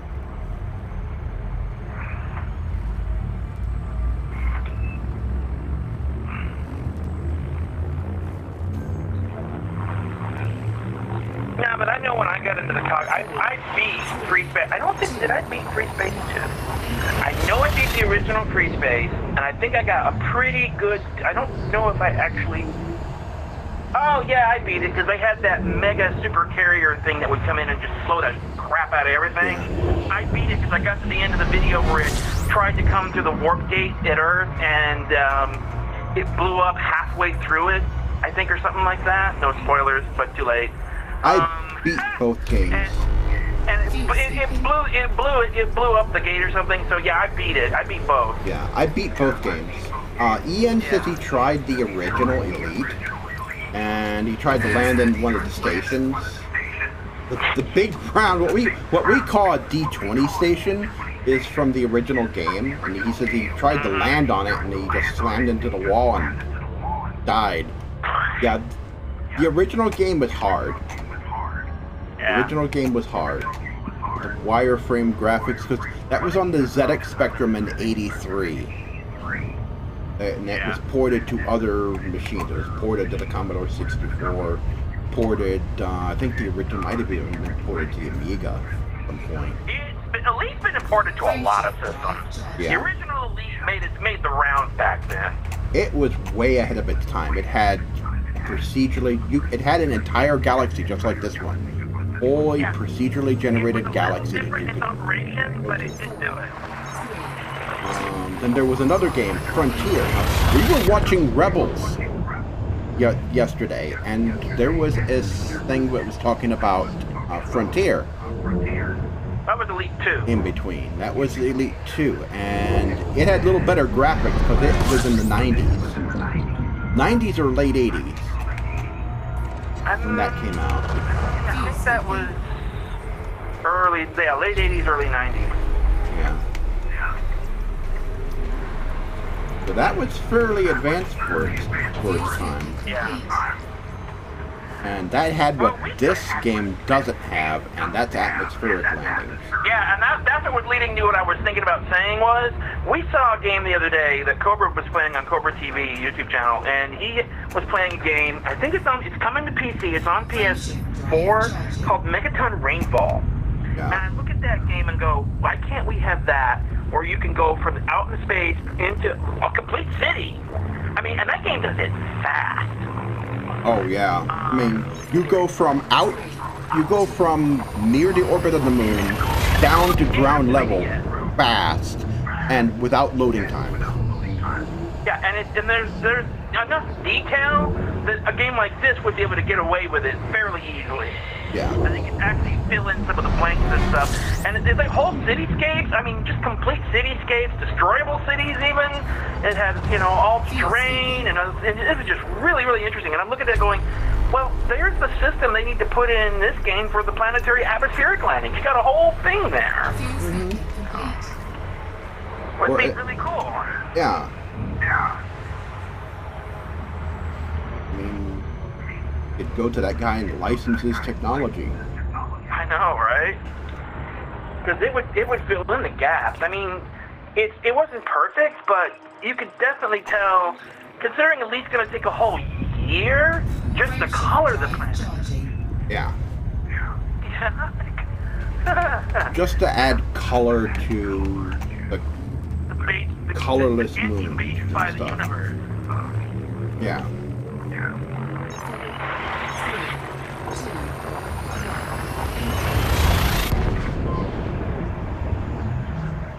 I mean, the other game is a different kind of game, but the mechanic for the planets, and apparently you could go to the moon, go to the sun, go to other planets. I'm like, you're kidding me. He embedded all, and apparently it was supposed, from what I was understanding, it sounded like it was only like one dude who did it. Yeah. Ian asks about the Type 10 Defender, whether it would be worth getting. I think yes. I think it will be like a bigger, better Keelback. Keelback is definitely worth getting. It depends on how, considering it looks like with the name Type 10 Defender, it makes me think it's going to be a military craft. Well, we saw images of what it might look like, and it looked like a Type 9 with some of the engine pods, like a Keelback has. It was bigger. Yeah, it was bigger.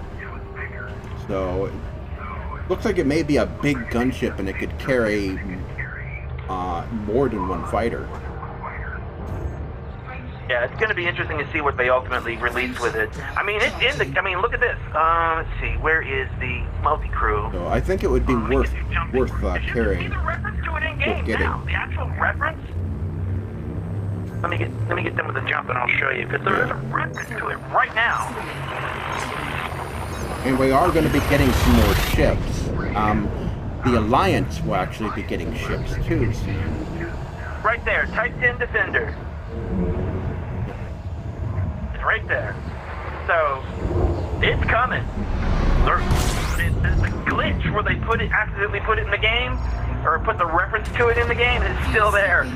So, they left it. They're like, yeah, you're getting a Type 10. Because if you weren't paying attention to all that, you looked at it and you said Type 10, where do we find the Type 10 at? So even if you were not paying attention to what was going on in the Elite universe, you would still might even notice that, hey, where's that ship at? It's probably going to be an anti-Thargoid ship in the beginning. I'm expecting it to be along those lines. The whole idea of a defender against something that's attacking kind of plays into that. It's going to be a big, bulky, slow ship with heavy armor, probably some extensive shields and fighters. So,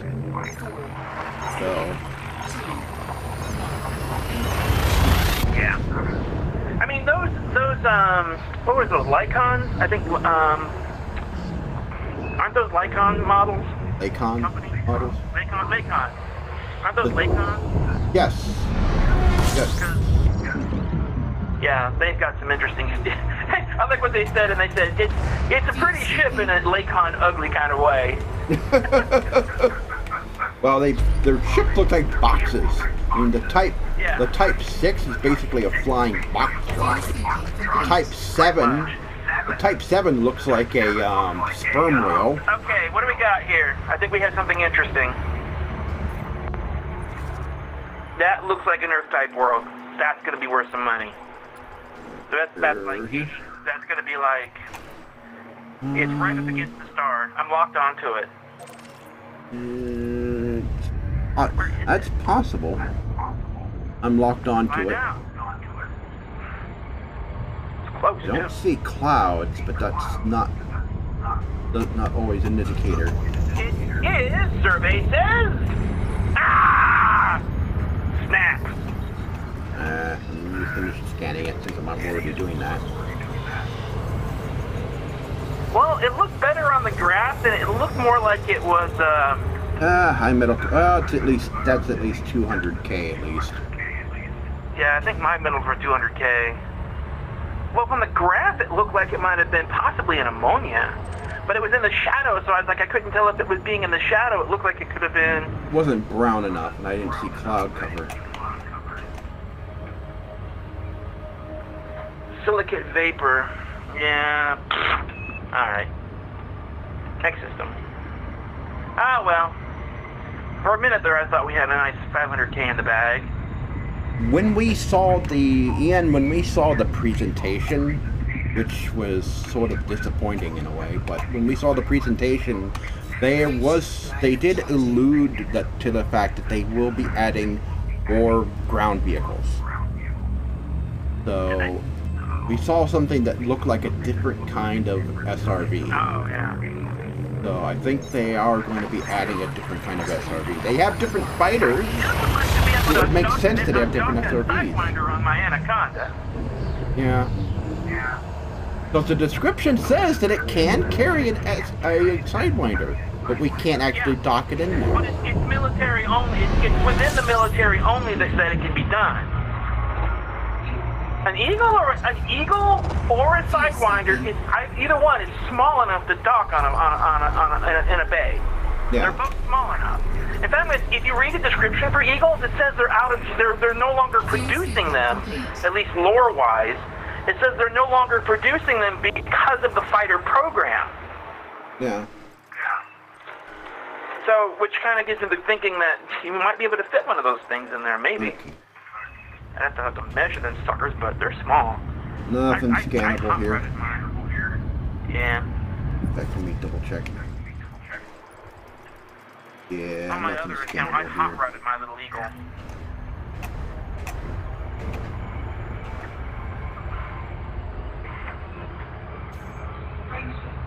Frameshift drive charging.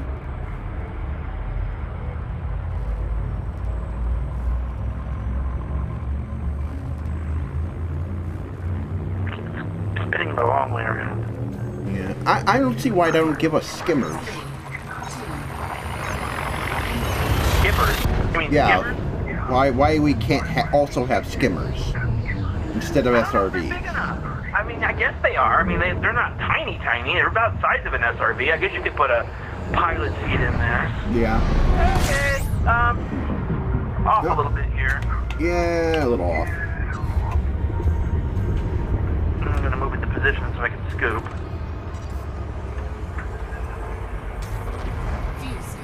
Yeah, the whole thing with this is something that kind of relates to something that happened to me one time.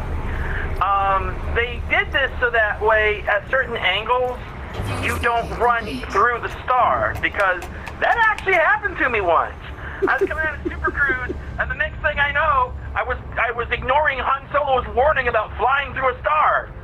I flew right through it, and he hit the exclusion zone on the backside. Just boom! I was like, alrighty then. It's like, Han Solo was right about this.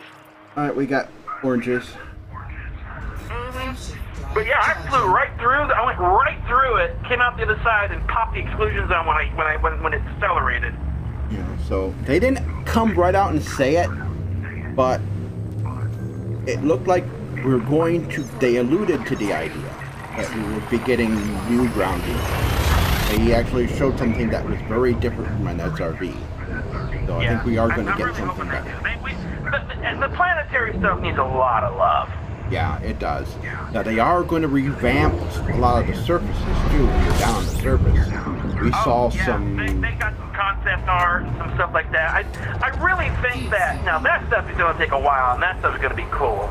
There's some things they could do, like, we talked about doing, like, way out, and like, they could do that stuff tomorrow if they wanted. But other things like that is going to take time, and that's where the coolness factor is going to come in with, a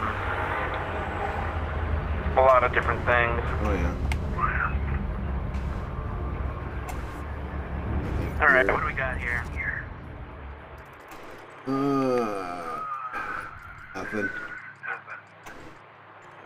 Nothing. Nothing. And what are you? That a high metal that looks like the other one.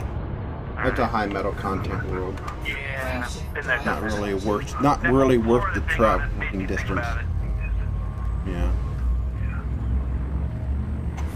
Yeah, if the planets are like right on top of each other and it's a bunch of high metal contents with a water world, it's worth scanning the whole system. But if they're scattered all over God knows where, even in Earth world, if it's like 3, 4, 500K for the start, it's like, nah, you get more data going forward than you would going there and scanning that. Combat limpets. I don't know if they'll ever make those well, Ian's asking about combat limpets. If they'd ever make those where the combat limpets would take on the little fighters that launch from the Thargoids. So that your main ship could fight them. I don't know if they'd ever do that. Vulture droids.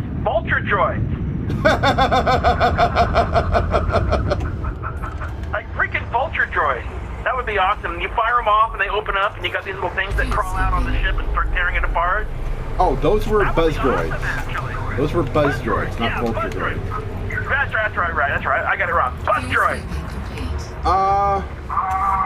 That would be cool, but I don't see them ever doing that. Cool. You know? They do have the research limpets that actually go out and collect tissues from a live Thargoid. Ooh, hold the phone. What do we got back here? How far is this away? We got... Okay. Yeah, those are definitely some... two water worlds. Ooh, that's worth a lot. You know what? It's not that far away. Right, lock on? Okay, are we doing the whole thing or are we just doing partial? Partial. Okay, I'll just lock onto you then. I thought you were gonna lock on to the, Because when I do it, I'm scanning the whole system. You're gonna scan the whole thing? No, I say when I do it, I scan the whole system. Oh. I mean, honestly, there's enough here, except for these ice rocks, that's probably worth a decent amount. This whole row back here looks like it might be worth a decent penny. Alright, well then, lock on the first one, let's scan them. Alright. We'll just do these in order. I don't think they're that far away. If I haven't wandered off.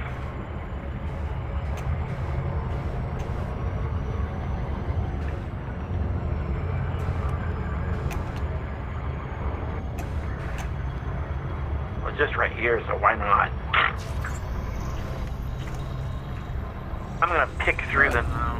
But yeah, combat limpets to fight the drones that the Thargoids launch. That would be pretty cool. Or some kind of swarm missiles. Or some kind of swarm missiles, or maybe even something like the Well, there are swarm missiles, but they need to be upgraded for that world. Yeah. I don't know what this is. It's right here, so why not? But they have like one of the power plates got swarm missiles, but they're kind of a joke. They can be fun, but they're really not much more powerful than your average missile. They can be engineered, but it's just more for show. They could really take those on and modify the crap out of them and make them do way more interesting stuff. Yeah. He actually thought of the idea of buzz droids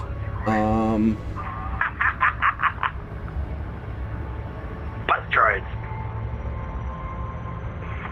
Oh, you know what'd be cool? If you got hit by one of them and you see them crawling all over your cockpit and ship. You know, you would need like an ECM or something to knock them off. I think that's the reason why they would never give anybody the canopy breaker limpet. Because that would force everybody to buy the bigger life support system. It would be a little broken. Yeah. You have the hatch breaker one that break open the the hatch to steal their cargo. The thing would be like if you're trying to the canopy breaker would be interesting in so much that if you really were trying to preserve the ship in some way, but you needed the very annoying pilot to get out of his seat so you can take it. Yeah.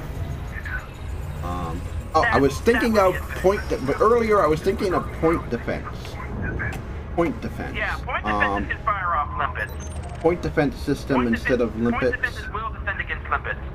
Yeah, those will defend against limpets, but I was saying a more advanced point defense system to fight the drones that the Thargoids launch. Oh. Yeah, so anything to help take those little turkeys out. Yeah. I mean, you need to be covered in them because they hit fast and hard. It reminds me of what was that race, that Fleet of Death I used to make in there, that one race that had that carrier that had all those little... Protoss. That Protoss carrier had all those little things.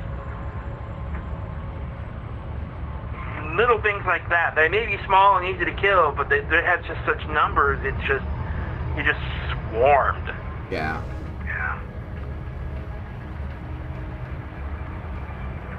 And you just need sort of an AoE type effect to it. Anything you have needs an AoE element to it. Now, something like speaking of the buzz droids that we spoke of and Ian spoke of, that would be interesting to be able to you've already got mine launchers that you can put in your hard points. Would be interesting. Would be something that you could launch out there, and it would launch into these little it would break up into these little pods, and then when those drones come and attack you, they would latch on and start damaging them. Yeah, that would be interesting. It might not be an instant thing, but it would start tearing them up. Yeah. And once it finished, it would have a small detonation to pull open part of the hull, crawl inside, and explode. Kind of like. Would either be destroyed or disabled. Kind of like they did in that book we were listening to the last time. We were listening. No, you couldn't hear it when we were on stream. We had it routed a different way so we could both hear it. But we were both listening to Lords of the Sith, and Cham Syndulla, who is Hera's father from the Clone Wars and the Star Wars Rebels series, was out to basically obliterate a Star Destroyer. And he did. Thing is, Vader and the Emperor were on board. They came darn close to actually killing them. Yeah. But also that book shows you just how far the Emperor is willing to go to stop a insurgency. Come on. Spin around, please. Thank you. Which is why Mandalore is in a lot of trouble. The Emperor decides to do that thing. The Emperor spent a lot of time in the intervening years dealing with uprisings like that. If not dealing with it from henchmen personally getting involved in taking them out. Okay. High metal content. I'm done scanning that one. Okay, check out the one that I'm looking at and see what you think of it. Or is that one I should just pass on? Let's see. That might be a one to pass on, that possibly. Okay, no, this one doesn't look like one. Oh, no, look at the smoothness on that. That's a water world. Okay. 500K, here we come. Yeah. Probably should have just had you lock onto him.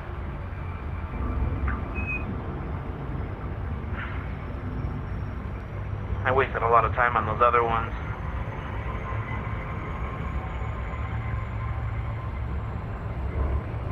I never tried that. I never tried that, Ian.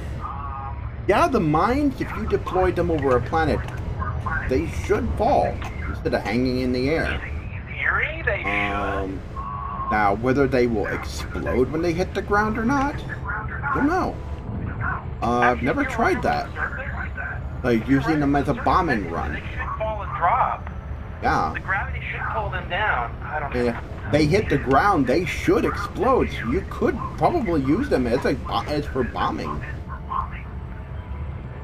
You know what? When I'm playing my other account, I'm actually going to go check that, because that's got me curious enough to want to know. Yeah. In theory, that should work. Yeah, in theory, that should definitely work. I actually had a ship. Okay, when I was playing my other account the other day, and I had tried that one mission that got me into so much trouble, and I had a bounty on my head because I had screwed everything up. Mm-hmm. I was in an SRV and had a federal ship shooting missiles at me. So, yeah, I mean, in theory, the missiles went boom when they hit the ground. That's probably what got me, but they didn't actually hit me. I don't think they could get a lock on me. They were just gunfiring randomly to try to hit me. Ship to surface targeting for a ship to SRV targeting is weird in this game. It's funky. It doesn't work as well as it does from ship to ship. It's pretty funky. And that's from a person who knows the hard way. That's the truth. Yeah. But that should work. Now, some people have also found out that if you load a ship up with nothing but mine launchers, like an Anaconda, you load them with nothing but mine launchers and you get interdicted, just basically drop a bunch of mines behind you and you basically kill the guy interdicting you. The NPC interdicting you. It may not work against the player, but it will kill an NPC. In fact, I've seen videos where they constantly did it. Yeah.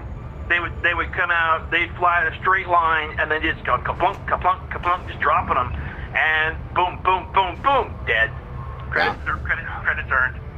Yep.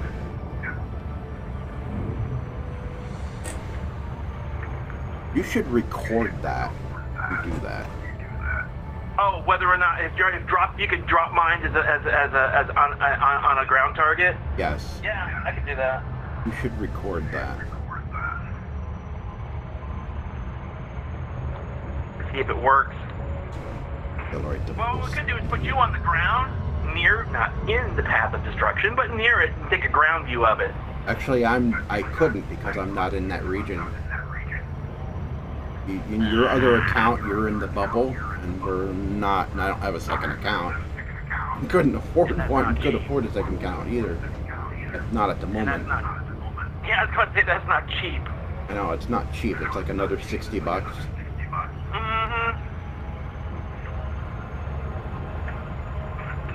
I played this game enough that I wanted to actually have a second account so I could do other bubble-related content, but that means starting over and regrinding a lot of stuff, and I'm like, well, my only advantage is I know more of what I'm doing. When I first started, I made all kinds of mistakes.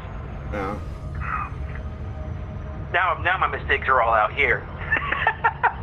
I bought this game a long time ago, but I tried it a little bit at one point, and then I put it down for a long time, and then we started playing it after you got your HTC Vive. Yeah, because I wanted to play it in Vive. I like playing it in Vive. I like doing it, but spending that length of time in a VR headset is really, really tiring. Yeah. Because you're talking hours and hours and hours and hours, and after a while, I've got out of running missions and stuff, and I felt like I was actually there flying for the entire time, and I was exhausted. You need those little fan add-ons that they were supposedly going to release. It's not that I'm hot. It's not that I was hot. I mean, I froze the house doing it. It wasn't so much that, but it's just sitting there, and you're sitting in that same position. It's like when you're driving down the road. It's that kind in the same position, and you have this weight on your face.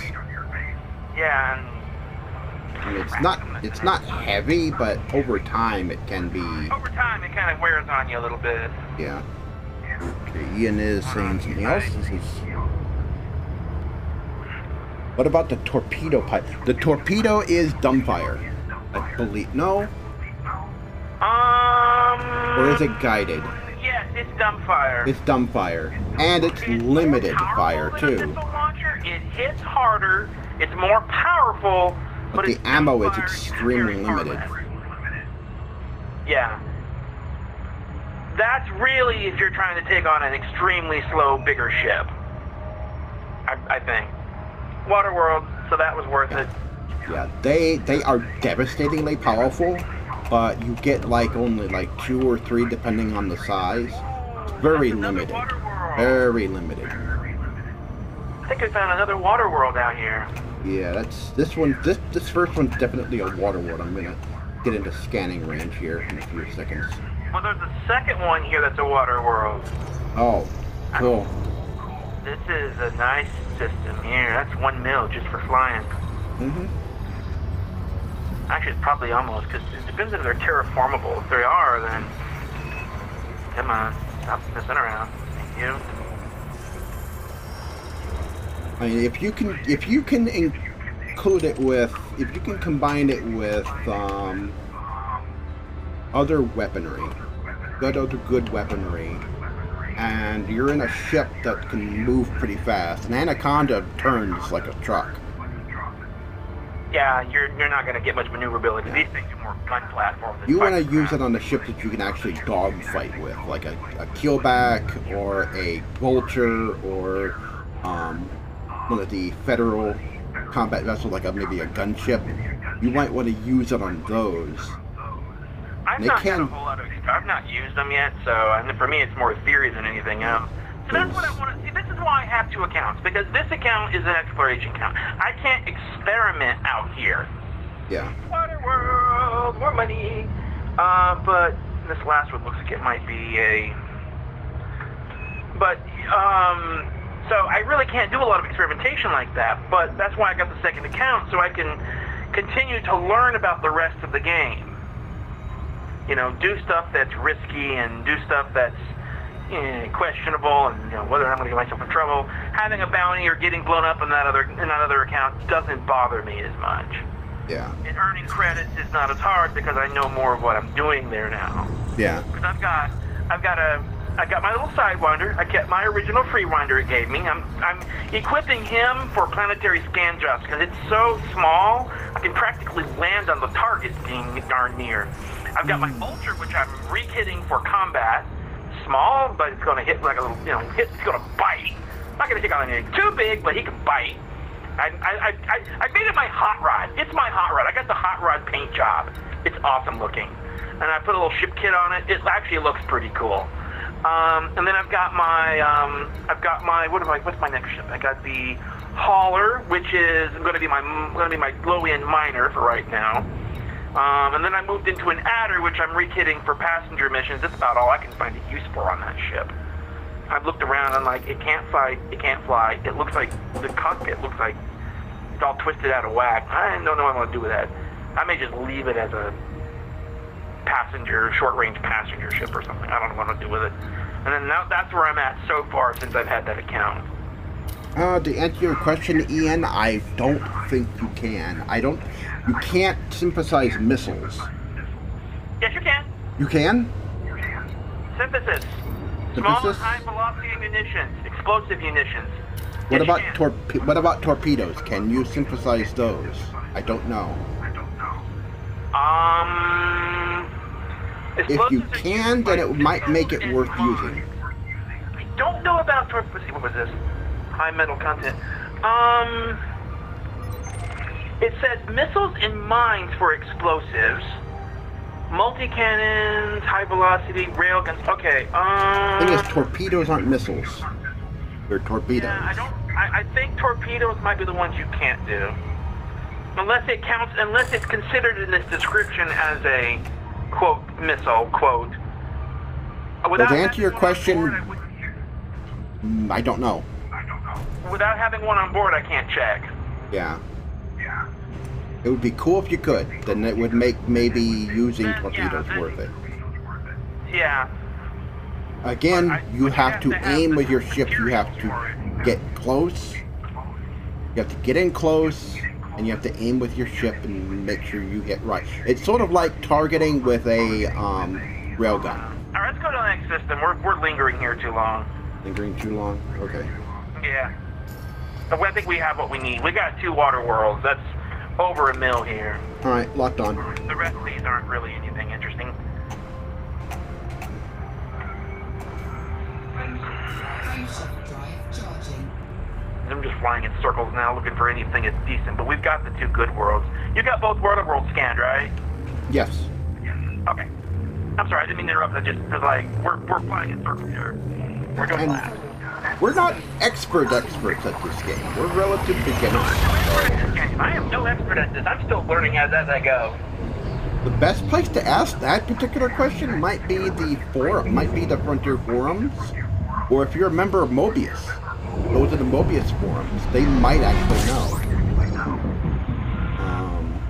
In fact, you'd be less likely to get ridiculed for even asking that question in the Mobius forums. That might be that's not a bad bet. You'd run into the elitist who goes, "Why are you using that?" You'd be less likely to run into the elitists who yell at him for even thinking of using it. No scannables here. Not that, okay, why can't I get a lock on you? You're too far away. I can't get a lock on you. I don't see you either. I've got your wing signal, but I'm not getting... Why do I have just your wing signal? We're in a different instance. We're not in the same instance for some strange reason. Alright, I'm gonna drop out. Stand by.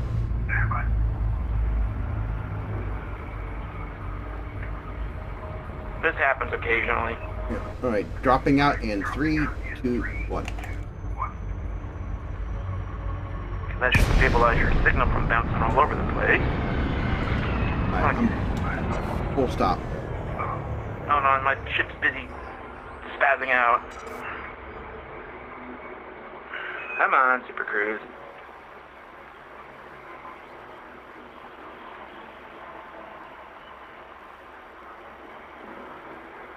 There we go. Kept putting you behind me. Yeah, and the rail guns can be a good weapon. They do thermal and physical damage both. Yeah, they hit hard. Their ammo's limited and they generate a lot of heat, but they can do a lot of damage. But you have to. They're gonna feel it. The trade-off is that they're not easy to target because you actually they're in a fixed position, and they have a charge time. So, I mean, I wondered what would happen if you put, you'd probably blow up your Anaconda if you put all railguns on an Anaconda. Sure, if I want to melt the thing. Yeah. I'd But get one shot, and the next thing I know, I'd be self-destructing. If it worked, though, you would do some significant damage. You would probably one-shot most ships. Yeah. Alright, we're good. Target the next system. Stand by. You get turned so I can point straight at it.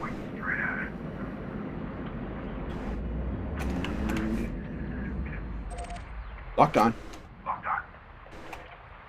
Alright. Charging. This is always fun to do. Oh yeah.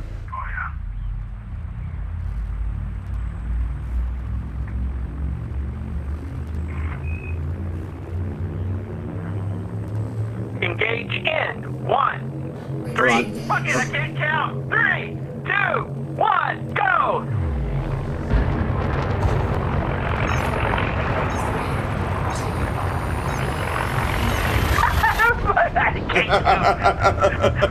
Wait, what? No! That looks better when you're closer, so you're accelerating, and then you suddenly jump out like it looks like in Star Wars. Yeah, there was one time we did this, and it looked so perfect. There was Oh yeah. We were just sitting there, and the whole star field started stretching, and you just saw, all I heard was boom, boom. I'm like, oh, that was so Star Warsy. Star Warsy or very J.J. Abrams-esque. from Star Trek. Because they jumped out like that too. Yeah. Okay, what's it here? Oranges. Frameshift drive charging. But yeah, I wondered what would happen if you put all railguns on an anaconda. And you went out and fought something. If you were able to hit, it would hurt. I might build something like that later, but that's not cheap. No, it's not cheap. That would be expensive I know one thing. and dangerous. Fire group, if you do get the hit, if you do get it, they're gonna feel it. Oh, yeah, they're gonna feel it, all right. They're gonna be But like, they're why not. Why is this guy not fighting back? Why is this guy not fighting back? That's assuming you don't insta-kill. Bam. That's assuming you don't insta-kill. Yeah. You fire off the shot, he blows up because you hit him, and you blow up because you overheated. Yeah. It's like you're popping heat sinks left and right. I think that's the thing that bothers me about heat sinks is they made them where you need create actual ship component parts and stuff instead of actual in the wild parts. Because being near these stars, you get kind of overheated, especially if you're trying to get out away from them. And there's nothing here. They're useful in that regard, but you can't restock them out in the wild. Yeah. Plasma accelerators. I never tried those, Ian. Well, I'm not sure how effective those are. They're good at taking down shields. The fighters I have plasma weapons on them, and I use that to pull their shields down, and then I bring the ship around and just basically hit them with the multi-cannons and the missile launchers. And I'm not sure why they only go up to size 4 for the plasma accelerators, and the torpedoes and railguns get larger modules. I don't think any of you munitions class are that big. I think you can get. I thought size 4s. There were size 4s for plasma cannons for huge size. I think that's as large as they go. Well, that's as large as size you can do because there's 4 sizes: small, medium, large, and huge. Yeah. There's only 4 sizes. But you can get size 6 torpedoes and size 6 railguns, as far as I know.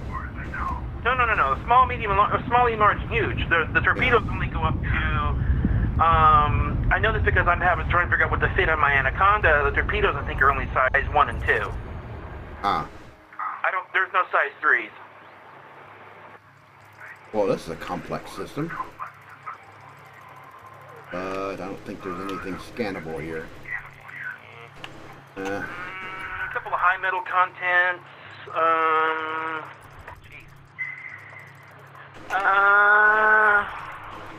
There's some high metal contents, and that's about the most I see. Yeah. There's potentially a gas giant with life on it. About it. You don't get much for that anyway. Yeah, you don't get much for that anyway. Yeah, it's fun. Frameshift drive charging. Move on. Nothing to see here. Next.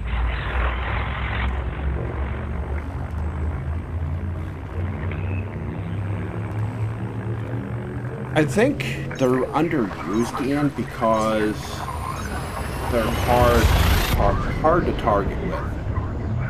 A lot of people use gimbaled weapons. It really helps if you've got a good HOTAS, because I know that if I've got a target in front of me in my HOTAS, if you've got a ship maneuverable enough, you can keep somebody in front of you. But you need some decent flying skills, a maneuverable ship, and a good HOTAS to pull it off. And without that, you're better off with gimbal. It's not to say that it's someone better than somebody else. It's just the 6-axis controls on the HOTAS make a huge difference in combat. Yeah. It just really does. And having the practice to mentally understand, just having the practice of flying with that going on, if you do it correctly, you can keep somebody basically in front of you. Yeah. Unless they just dive right in on you. Yeah, I do agree if they did give you bigger railguns and bigger railguns and bigger torpedoes, it might give some people incentive to use them, but I don't think FDev will offer larger ones because they seem reluctant to give players mega kill weapons. Like, they nerfed. We already seen that in action. Yeah. Because what happened was they introduced a new anti-Thargoid weapon a while back. Yeah. And immediately nerfed it because they realized that, well, it's an anti-Thargoid weapon, but it blows other things like, oh, I don't know, player ships up too. And it was becoming very effective at that. It blows them up like, nicely. It does a good job of blowing them up, and they nerfed it so it doesn't do that. Yeah. And the thing is, that made it harder to fight the Thargoids because now you don't have a weapon capable of doing it. So they give the player better weapons and then expect them not to turn them on each other. Mm-hmm. Okay, nothing of value here. So yeah, that's the thing. So Yeah. unless they needed to have focused on defense first, enhancing, because if they're going to give us new weapons and shields and all equipment and stuff, they needed to really kind of focus in on defensive level first. To just that way, when they introduce the bigger weapons, everybody's got a chance against it. Yeah. Not just, oh, you got a big weapon, you're going to go kill everybody with it. Yeah. I mean, what? I don't. You know, some of these companies, when they make games like this, I don't see why they don't immediately, you know, assume, oh, the player's going to do this with it. Why do they seem shocked when players use something totally arbitrarily different that the company never saw coming. Uh-huh. Like, case in point, Ninja as a tank in Final Fantasy XI. Yeah, Square never designed it. It was meant to be a damage dealer. They never thought about tanking with that. And yet, did I not scan?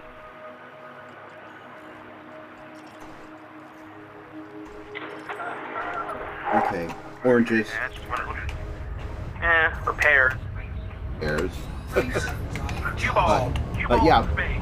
Yeah, Square Enix never intended for the Ninja to be a tank, but that's how people played it because they had the shadows, where they could, you know, like Naruto, where Naruto can throw up shadow clones.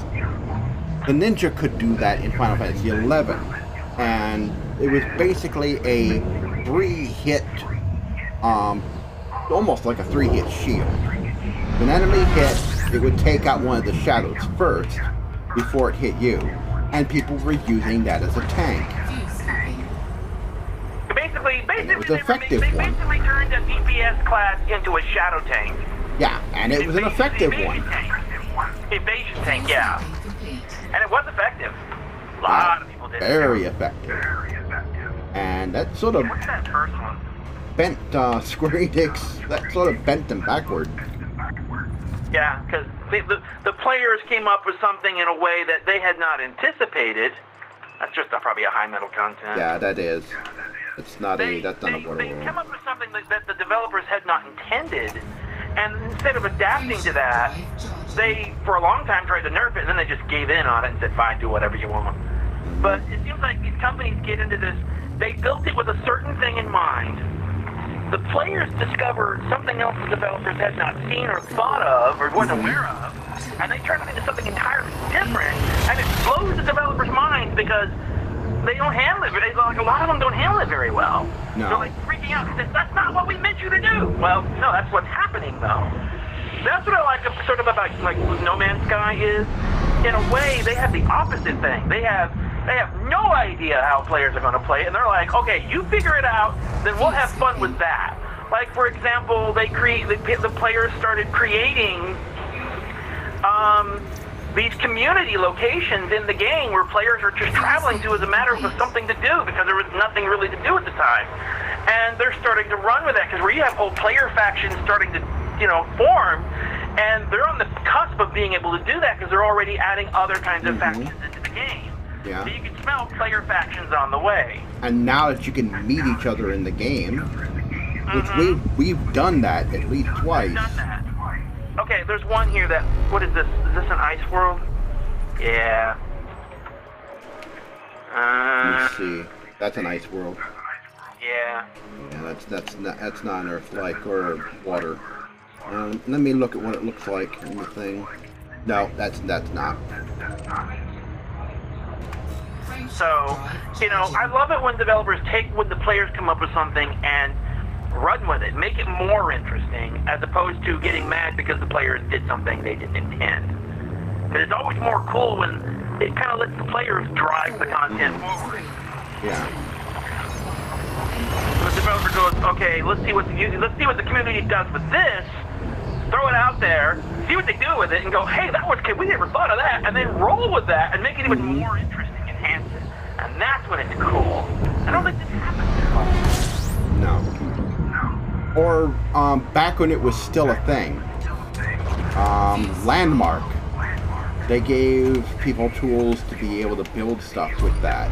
Landmark was intended to be almost a player community world completely. A player community created MMO.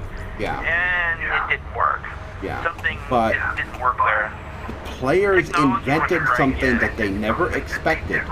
Microvoxels. They were able to do some very detailed stuff with it.